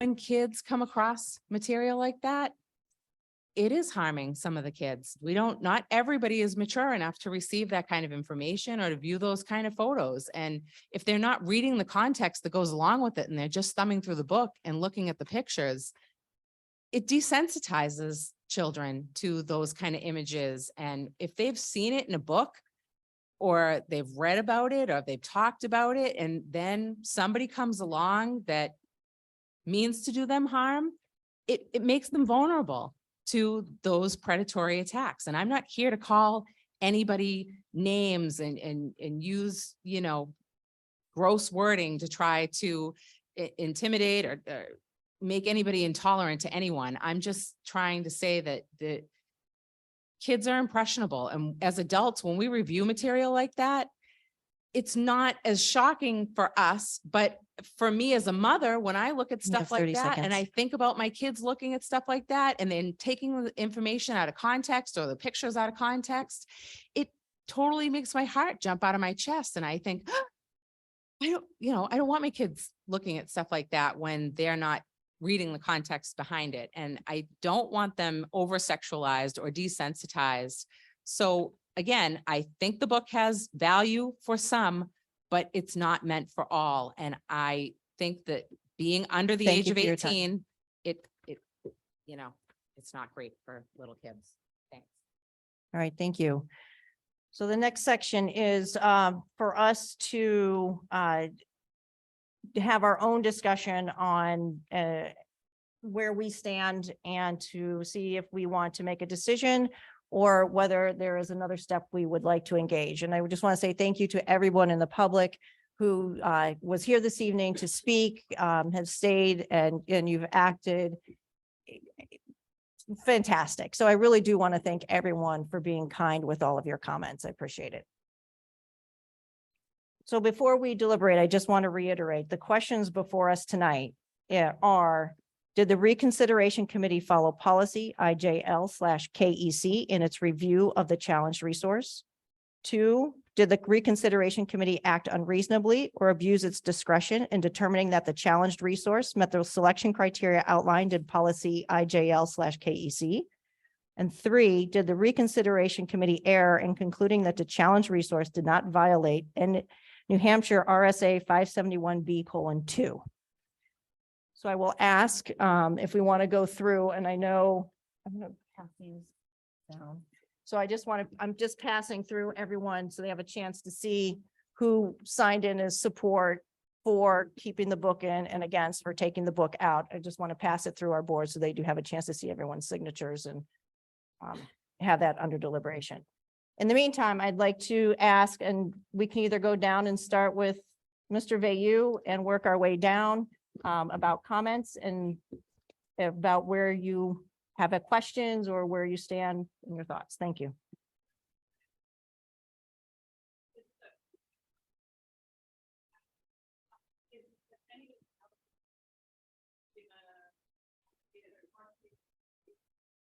I don't have the numbers, but it's a lot. And the number of, the other thing is we have received a lot of emails, and I would have to compare how many are emails, how many here signed. And so I'd be careful of overstating either side. But yes, we have received a lot of input, and we do appreciate everyone's attention to that. Mr. Vayu? Thank you. I guess I just want to start out saying that I appreciate this process that we have. Things like this are coming up all over the country, all over the state. Not everybody handles it very well. And I think this community has handled it extremely well. And I think the school board did a great job with the policy that came around long before anything like this was ever considered. So I'm also very proud of the community for coming out and being respectful. I'm thankful to everyone who came out and shared their story, especially the members of our LGBTQ community. Their voice was definitely very important tonight. I don't think we should underestimate the maturity of high school students. They're not children. I think they can vary in maturity, but I think we can't underestimate their level of maturity. They're not middle schoolers, they're not elementary schoolers. They are a little different. I think they can handle more mature materials. I thought this book was very respectful and honest. And I guess that's what people mean by being graphic, because I think honesty is one of the important parts of this book, which gives it weight to young people who are experiencing gender identity issues or experiencing gender dysphoria. Sexuality doesn't start after high school. It starts during high school, if not before, as some of the people who spoke tonight pointed out. Young people assessing their sexuality are more likely to suffer emotional distress and even suicidal thoughts. In fact, just a couple of weeks ago, a 14-year-old transgender student jumped off a highway overpass in Manchester, right up the street, and committed suicide. Having a book written by someone who has shared their experience can let them know that they're not alone and give them a sense of self-worth that might be missing. I think you can't segregate any piece of this material. You have to take it as a whole. And I think as a whole, it's incredibly valuable. I think maybe because of the popularity, I'm hoping that anyone experiencing some of the things that we've heard tonight would check this book out and know that somebody else experienced the same thing they're going through or something similar. That they're not alone and that they can turn to somebody and there is some place they can look that shares their experience. I'm interested in what everybody else on the committee has to say, but for right now, that's my thoughts. Point of order, just a question. Right now, are you asking for us to identify our concerns about these three questions, or are you looking for just general statements? Well, I'm looking to see your general statement, and we'll decide whether we want to make a vote tonight based on where we're feeling. See if there's any open questions we might have we need to pursue, and to say we need another step before we're ready to make that decision tonight. Okay, so the first item on the discussion list is to discuss whether or not we're going to make a decision tonight. Well, right now we're discussing where we are and our thoughts of what we heard tonight, where we are, so you can decide whether we need another step. Thank you. Thank you. Ms. Daniels? I just want to thank everyone that came here, especially those who are transgendered. It was really brave of you. I don't see you anymore. Thank you. Thank you so much. Thank you. I'm speechless. This is Zimmerman. Okay. Do you want my general comments? Yeah. In no particular order, actually, I'm going to use this one because it seems to maybe work a little bit better. In no particular order, I just want to clarify one thing. The very, very last speaker referred to little kids, and I want to be really clear in case there's any confusion. This book is only in the Souhegan Library. This is not in any of the AMS schools. This is, that's a different district, lower level schools. It's not in Mount Vernon. We're only talking about access for the high schoolers at the high school here. I just wanted to make sure because We don't need interaction. I Thank didn't you. want anyone listening and misinterpreting that. I appreciate also everyone who came out and talked today, particularly those who've shared their personal experiences. Sunny and I were up here like trying to find tissues for each other and hoping that maybe no one would notice as I wiped at my eye. But particularly people who had personal experiences and connected with the book. I think it's brave of you and I appreciate you. And I appreciate you sharing those experiences because those are the experiences that the rest of us may not have. Those are not the same experiences that I would have had reading the book, for example. I also wanted to say I'm very proud of all our graduates. That's already been said, but I love hearing the Souhegan students stand up and say, I went to Souhegan and this is what I think. That's what our school's about. And we appreciate that. I will say, having had a front seat to the pain of a loved one struggling with depression and suicidal ideations, you made me cry about that. I am fully in favor of books in our schools that will help people who are struggling with those feelings and emotions, because one child saved is enough, more than enough. So thank you for that. I thought it was interesting. We've talked a lot about this book being beneficial to the LGBTQIA+ community. I read the whole book. I got it. This book banning is probably doing very well for this author's career. And I don't mean here, but the efforts around everywhere. And I would just like to suggest that others could learn from it as well. There were lessons, as has been discussed, about respect, consent, that something might feel okay in a sexual encounter, and then you might change your mind and that both parties should step away. That even if something is scary to you or uncomfortable to you, like this person's experience with a pap smear, that the medical science came in and this person got a call from the doctor saying, look, it's important to do this, and went through the steps to go back and get that. So it wasn't a message about don't do these things. It was a message about how do you deal with these difficult things. I almost did it. I almost just said her when I went back to this person. I thought it was interesting that tonight we heard a lot of people refer to the person in the book as she or her. For those that have read the book, the preferred pronouns are em, ear, and I hope I'm pronouncing that right. I thought it was interesting. We didn't hear that at all. And I think these are, again, things that other people could learn about, because there's a nuanced discussion in the book about how do I express if I want to use different pronouns? How do I speak up and advocate to myself? Should I just be quiet? And I think it's something everyone could learn from. That being said, my job tonight is not to say what would I have done if I was on the resource committee. This is not a question about what would the 7 people on this panel who have the privilege of sitting on the school board at this time, how would we decide if we were making the initial decision to buy this book and put it in the school or to keep it out? Our role tonight is to review what the resource committee did and look at whether or not there was an error, whether or not the policy wasn't followed, whether or not they abused their discretion, or they did something unreasonable, and whether or not they erred in finding that this book did not violate RSA 571(b)(2). The discussion about what B2 requires was eloquently discussed earlier, and without a doubt in my mind, the 3 criteria are not met. So my vote would be to, and I'm just going to say this because maybe it'll speed things up later on, my vote would be to uphold the decision of the resource committee as not having been unreasonable, an abuse of discretion, or an error. I would second that.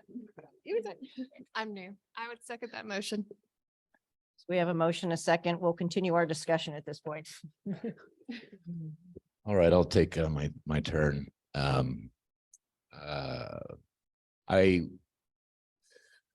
really impressive that that so many people turned out and so many people communicated with us about this issue. I really wish there was as much engagement on other important issues. But maybe there will be now. So thanks for your attention and your contributions. I agree with Anna that my duty as a board member is not to supplant my own personal view about this book. I'll give you my personal view. I didn't find it particularly troubling. I found it potentially helpful for people, especially in the contemporary world that we live in. I'd like to give a sign of respect to Frank Bodwin. It is his right to bring this issue before us. And although I heard some people worried about distractions and getting back to it's bad for business, I don't think that's true. I should have a different view. I think if people have concerns, they have well within their rights to bring them forward. There's an appeals process. The fact that this was a lot of people involved and it took a lot of hours is beside the point. So he was brave enough to put his name out there, disagreed with the decision of the committee, and by his right did his appeal. So there's nothing to be ashamed of there, and he's exercising his civil rights, and he deserves a lot of respect for that. He asked a question at the beginning about how was the committee selected. He hasn't gotten an answer. I was on the committee. I cannot speak for the committee's decision-making process, but I'll give you some of my insights. I was looking for diversity of thoughts and opinions. There were a lot of people who submitted their letters who were current or former educators. And I thought the committee already had that viewpoint considered. I was looking for indications of non-biasness. I saw some scientists in there that were interesting for that reason. I saw journalism, a journalist in there that I thought was interesting for that reason. And so those were the things that I was looking for. There were some parents, and I thought, well, we already had student voice represented by other committee members. So I was looking for that was a consideration of mine. And maybe since we were trying to establish what our community standard is, maybe somebody who was a little more veteran in town as opposed to just had moved into town. So those were some of the factors that went into my thinking when I made my recommendations to the committee. And I can tell you that not all of my recommendations made it through the committee, because the committee, as committees do, one person's view doesn't always win the argument, win the decision. So Frank, that's my perspective on my process for making those selections. I wanted to also thank the committee for doing an extraordinary amount of and demonstration of the due diligence. I think their model for due diligence is something that building leadership, school board members, administrators should replicate. It's something I've been really looking forward to receiving on all manner of topics. And to be honest with you, I've been a little disappointed with the level of diligence I've been able to produce and review. So that's something I'm currently working on to better help govern this this school district. So the committee did an exemplary job. They provided their reasons and rationale with supporting evidence.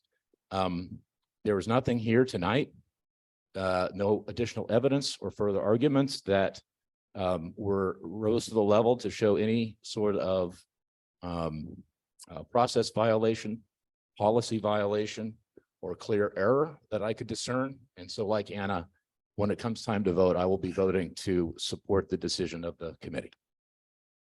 Thank you. Ms. Daniels, before I pass it over here, are there any other comments you'd like to add? I've said everything I need. You're good. Okay. Thank you. Mr. O'Keefe. Oh, I'm next. Yes. That's-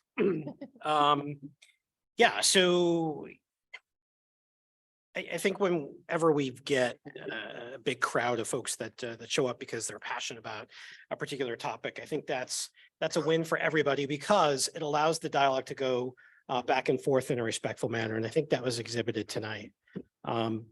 So with that said, I think first and foremost, I think the pillar of any community is its library. I really do. I believe whether it be a public library in a town or a library in a school such as this, that's really where intellectual freedom begins. And the selection of periodicals that appear inside that library, it is vital that they reflect the community in which it serves. And so for us to prohibit or remove a particular piece of text because someone may find it objectionable, there's a process, right? And that process played out here. And we had a dedicated group of individuals, whether they be our employees, whether they be volunteers from the community, or most importantly, the students, they all got together and they actually reviewed that particular request to reconsider that piece of literature. And they did so in an effective, efficient, respectful, and professional manner. And I think that is represented in the 50 some odd page report. When you read page by page in the level of detail that they go in, and citing sources, that's impressive to me. And when I take a look at, the decision tonight, I don't think it's going to be made in isolation in terms of just the 7 of us, whether or not we overturn or not overturn that particular piece of work from our volunteers. I think it's actually done with the community, and I think that's represented in the phenomenal turnout that occurred tonight, whether they be by emails or whether they be and folks that signed off on the petition sheet, or more importantly, actually spoke their truth. And to me, that alone is extremely impressive. So thank you for everyone that actually came in and spoke their personal truth. I do want to also finally add that, us as school board members, it is important that we reflect the communities in which we serve. So I am fortunate enough to represent 2,500 people up on the Hill that come from a very diverse background, whether it be ideological, religious, personal viewpoints. We all do come together, whether it be at our town meeting, at our school meeting, most importantly here tonight.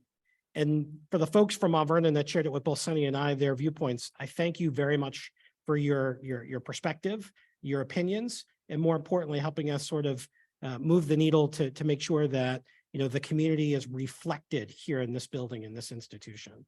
So I am very comfortable supporting the motion that's on the floor. I don't find any error in the process. I believe that the petition to reconsider was void of any evidence, and no evidence was presented tonight for us to decide otherwise. Thank you. Ms. Peters. Thanks.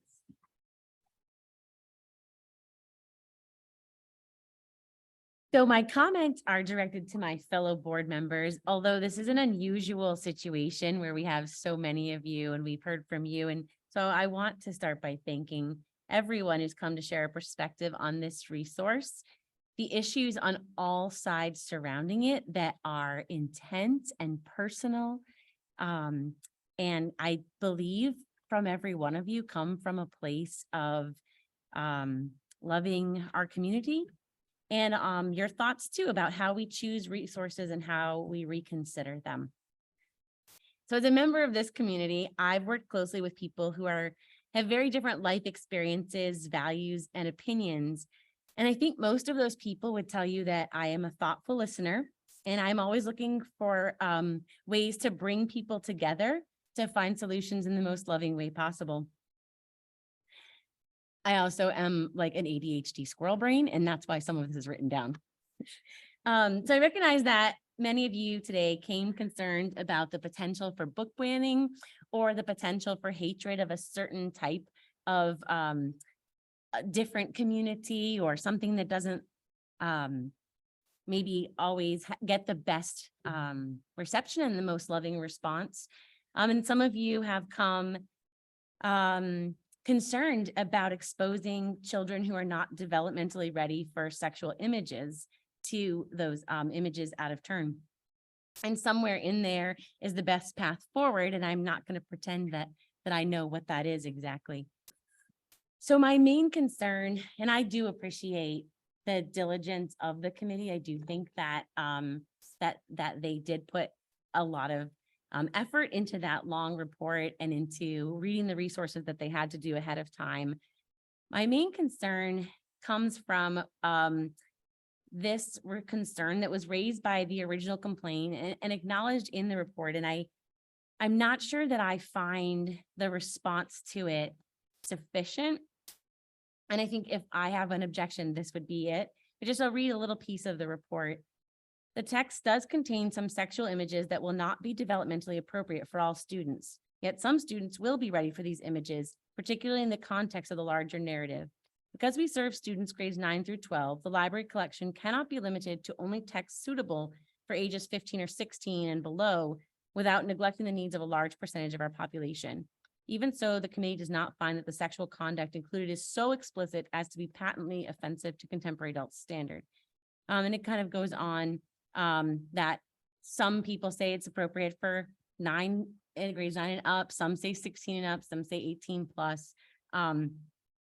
And what I'm hearing is that there is no way to treat this as you would say sex education, where you have a curriculum and you have a process where parents might be notified if something's coming up, so they'd be able to have a conversation with their student and potentially even opt out of a portion of that.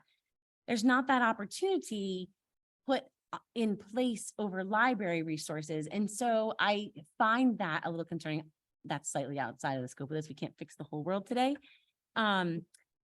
And I know that there are other resources that don't have the concerning factor of these just handful of graphic depictions of sexual activity that would not be considered appropriate outside the context of the book. And we've heard a lot of conversation about, well, they're in the book, so it is appropriate. I think I would feel more comfortable if we had come up with some way of acknowledging that that is a real concern. If you have a 13 or 14-year-old who's not ready for that and picks up that book with no context for that child surrounding it, it's not coming from the psychologist's office. My background is guidance counseling also. It's not coming with any support. It's just a book. So I think that is my one problem. And there's another thing, just some of the comments tonight, that we can't make a value judgment about resources, but really we are. Interpreting the statute, it's subjective. And I hear that some people are saying, no, this doesn't come close to the statute. Some people say, yes, it does. And so I think we have to be honest that there are some value judgments happening here. So I would like to have seen us choose other resources that might have met the need without potentially exposing vulnerable younger students out of turn to sexual images they may not be developmentally ready for without the support of an adult, such as a parent or even a counselor. And that there's no way that we can involve parents in that conversation because of library privacy or moving resources around. So those are just the concerns that I have, again, with great respect to the different perspectives that were shared here today. And absolutely, I am so thankful for everyone who came to speak, and don't mean any disrespect to anyone by a difference of opinion. I hope that is one of the things that I've experienced here in this community, is the ability to speak kindly and lovingly to people who have a different perspective, and maybe come to some sort of agreement or disagreement and still be able to walk away as friends and neighbors. Okay, thank you. I just want to reiterate and say thank you so much for everybody being so respectful in their discourse tonight. It is very meaningful, and we do appreciate everyone's input via email, or whether you spoke here tonight or just signed up one way in support or against. So thank you very much. What I look at as an issue tonight is looking at the obscene matters section of 650:1 definitions and RSA 571B, exposing minors to harmful materials. The points that I believe are important is that you have to take the graphic novel as a whole. I completely understand that some pictures are concerning. It is shocking if you turn to specific pages and look at the imagery. I did at first, and I couldn't understand why this book was in our library. However, when I read the book, I realized that those pictures also included the verbiage about why the author wasn't feeling pleasure and why they were still depressed and not understanding what was wrong with them. I don't see this as titillating and therefore not fulfilling the harmful to minor piece. Which also brings me to Title 62, obscene matters definitions. When applying contemporary standards of the county, which is the quote around it, within which the obscenity offense was committed, its predominant appeal is to be prurient interest in sex. that is, an interest in lewdness or lascivious thoughts.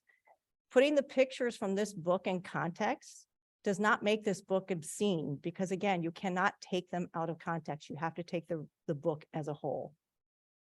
The next concern is New Hampshire RSA 571B and the definition included. Reading section 1, harmful to a minor, A, B, and C sections all discuss prurient interest of minors, and it must lack serious literary, artistic, political, or scientific value. Based on what the report has said and what we've heard here tonight, I feel that there is a very serious literary, artistic, significant value here in our community. So based on these standards, I do not personally find the genderqueer to be pornographic. So what's the value of this book and why is it in our library? As the Souhegan information specialist stated, there's a request to fill a gap in the genre. And even though there might be a small amount of LGBTQ books in our library, you have to see what they speak to and what the literary value is in each one. The Souhegan mission statement talks about respect, trust, and courage. I saw this in one of the emails that was sent to us, and it says, if we remove the book from the library, are we not respecting the student's ability to access media intentionally curated by the library media specialist? Are we not trusting students to be able to engage with the media in meaningful ways and have challenging conversations? And are we not allowing them to be courageous and read a book that allows insight into someone else's experience and potentially expand their worldview? These are some of the reasons why I was thinking that this is exactly why this book is in our library. We do have a policy that allows a parent to prevent their child from checking out a book. Yes, the student can go pull it off the shelf, look at it, and put it back. As parents, we teach our kids what we believe is moral and appropriate to read.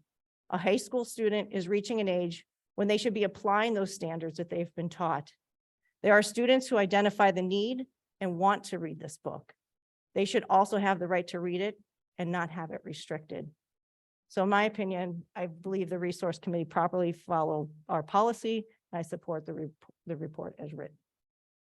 So I'd like to ask if there's any last comments, and maybe it's we're at the point of taking a vote. So, Madam Chair, if we can just Yes. go through each three questions, answer them as a board, and then I'd support calling. So we'd like to vote on each of the points. Discuss, vote, whatever your preference is. Okay. I wasn't necessarily intending this is what I would do to be a motion fully, so I'm happy to amend it and we can do it one by one. I'm going to start by saying that I do believe, well, let me say one thing. As far as the reconsideration committee following policy IJL KEC, the one part I wasn't sure about was how much discussion happened initially. Early on, the policy talks about when the complaint first comes being, explaining why we have the book. I think that's moot and kind of irrelevant because the request for reconsideration, the formal step was initiated and everything after that. But I do think we should just be mindful of that in the future, that the first step should always be sitting down with the parent and offering can we not have your child check this out, or this is why we have it. But I do think that generally policy, and certainly as far as the reconsideration and the appeal, IJL KC was followed. And so I don't know exactly what the motion would be, but I would move that we find that there was not do we need to move on this? So what I'd like to do first is, would you like to rescind your motion? Sure. Okay. So now, what we can do is maybe take a moment on each of those questions. So I don't think we need a motion on each question. Okay, so if we don't need a motion on each question, I will wait. And then when we're done discussing them, I think it's all part of the discussion on it. I'll restate my motion. Okay, thank you. So what I'm going to do is I'm going to read the first question and see if anyone has any comments they want to add other than what they've already said. And then we'll move to the second one. Is that good? Okay. So the first question is, did the reconsideration committee follow policy IJL/KEC in its review of the challenged resource? Does anyone have comments? For the record, yes, I believe they did. Anyone else have comments? I agree. Okay. Okay, we will move to the second question. Did the reconsideration committee act unreasonably or abuse its discretion in determining that the challenged resource met the criteria outlined in policy IJL/KEC? Any comments? For the record, I believe they did not act unreasonably. Not. I'm uncomfortable with the word unreasonable or abuse. I don't know that I would go that far with any of it. I think maybe insufficiently in considering the developmental appropriateness of younger high school students. Okay, thank you. And I just want to add one Yes, Ms. Zimmerman. follow up on that is that, I mean, I think the words unreasonable or abuse are specific and typical in what one would normally see of appeals. Again, this is not us necessarily making our own decision. This is looking at whether or not there was an error. And I would just point out that within the body of the common law and the statutes of this state, that type of a standard or that type of review is very common. But regardless, I do not believe there was error, unreasonable, or any sort of abuse of discretion. Any comments? Mr. Glover? Yeah, just in response to Christie, she started her first comments about talking, as if we're talking to the board. And just on the point of could there have been, one thing I really wrote down was you said that maybe another resource could have been chosen to fill the need. I remember when the committee was giving their remarks that this particular resource was specifically requested by students. And so I think that put the burden then on the librarian and the librarian resources to then determine whether or not that particular resource was one that could be brought into the school. And it sounds like from the selection process piece that was validated and verified. And so because of the student request for that specific title and the selection process that it underwent, I could not support the idea that another resources could have been chosen to fill that need. Can I respond briefly to that? I'm not sure I heard that. And I'm not pushing back. What I thought I heard was that there was a request for this type of a book, a book that would address issues such as asexuality, gender neutral, and that there's a limited number of books that are also highly acclaimed and appropriate that might be available to address that. And I don't know if we need further clarification on that. And I'm not sure if I misheard that, but that was my I understanding. believe that was, what was it? That's my understanding as well as what's in the thing. It was more about looking for something in that realm, not that specific book was requested. And for the record, we're getting nods. We're getting nods from our information specialist. for the So record. I misheard or misinterpreted your statements. Nodding yes. Okay. So what you're saying is, so that everyone can hear. So when I said this specific title was a specific request by students, that is incorrect. More books that would address an asexual experience. Thank you for the clarification. So my response to you, Christie, is then amended accordingly. Thank you. Any other comments on question number 2? Question number 3, did the reconsideration committee err in concluding that the challenged resource did not violate New Hampshire RSA 571B:2, and that is the harmful to a minor? For the record, I believe they did not err. And I'm going to follow up, if I may, with one. Christy, when you were reading, you read the section that said it was not patently offensive to contemporary adult standards, or you you quoted, and that may be the wrong section, but the language you quoted that they said in the report was directly from the statute. And I would just say that under this statute, we have to have it predominantly appeal to the prurient interests of minors in sex. That is an interest in lewdness and lascivious thought, and depicts or describes sexual conduct in a manner so explicit as to be patently offensive to contemporary adult standards with respect to what is suitable material for minors and lacks serious literary, artistic, political, and scientific thought. So people might disagree with that definition. People might wish that the law was different. People might have different views on whether or not this is appropriate. That's something to take up at the legislature. But that is the law. And I do not find any error in the way the resource committee applied that. Any other comments? None?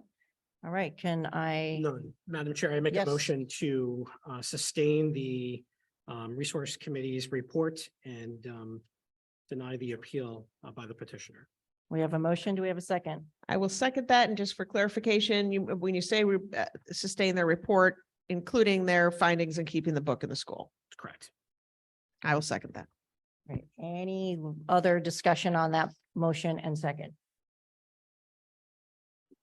Ms. Peters? Well, I don't really have a ton more discussion. I think I was really clear and it is my intent to vote in the negative, knowing that we're going to keep the resource, but because of the concerns that I mentioned, not because of any lack of support for the community that's come to give their perspectives tonight. And I just want to be clear about that. So noted. Okay, so we have a motion and a second, and I will take a vote. Those in favor of the motion, please raise your hand. Those opposed? One opposed, 6-4. And that motion passes. So the reconsideration support report will be supported and the appeal is denied. And Madam Chair, I make one more motion to Yes. refer this policy to the policy committee to better define the appellate. Thank you very much. Yes, a motion a second. We'll discuss what some of the comments are. I think we all have an idea where there's some lacking issues and we'll get that to the policy committee right away. As one of the So, can I policy have a committee pol- members, I've already sent myself a to-do, reminding thank myself you. that we need to get our first policy committee of this year scheduled, and I'm not sure who Yes, the chair is, so but I'll figure that Let's out. have a And vote for that motion before we forget. Those in favor of Yes. moving it to policy committee. Thank you. Anything else tonight? That is it. Thank you, I would like everybody. to say one thing about anybody in this room, anybody watching this, any board member who wants to contribute to enhancing and improving our policies may do so Yep. at their will Yep. at any time. Thank you. Thank you, everyone, and good evening. We are adjourned.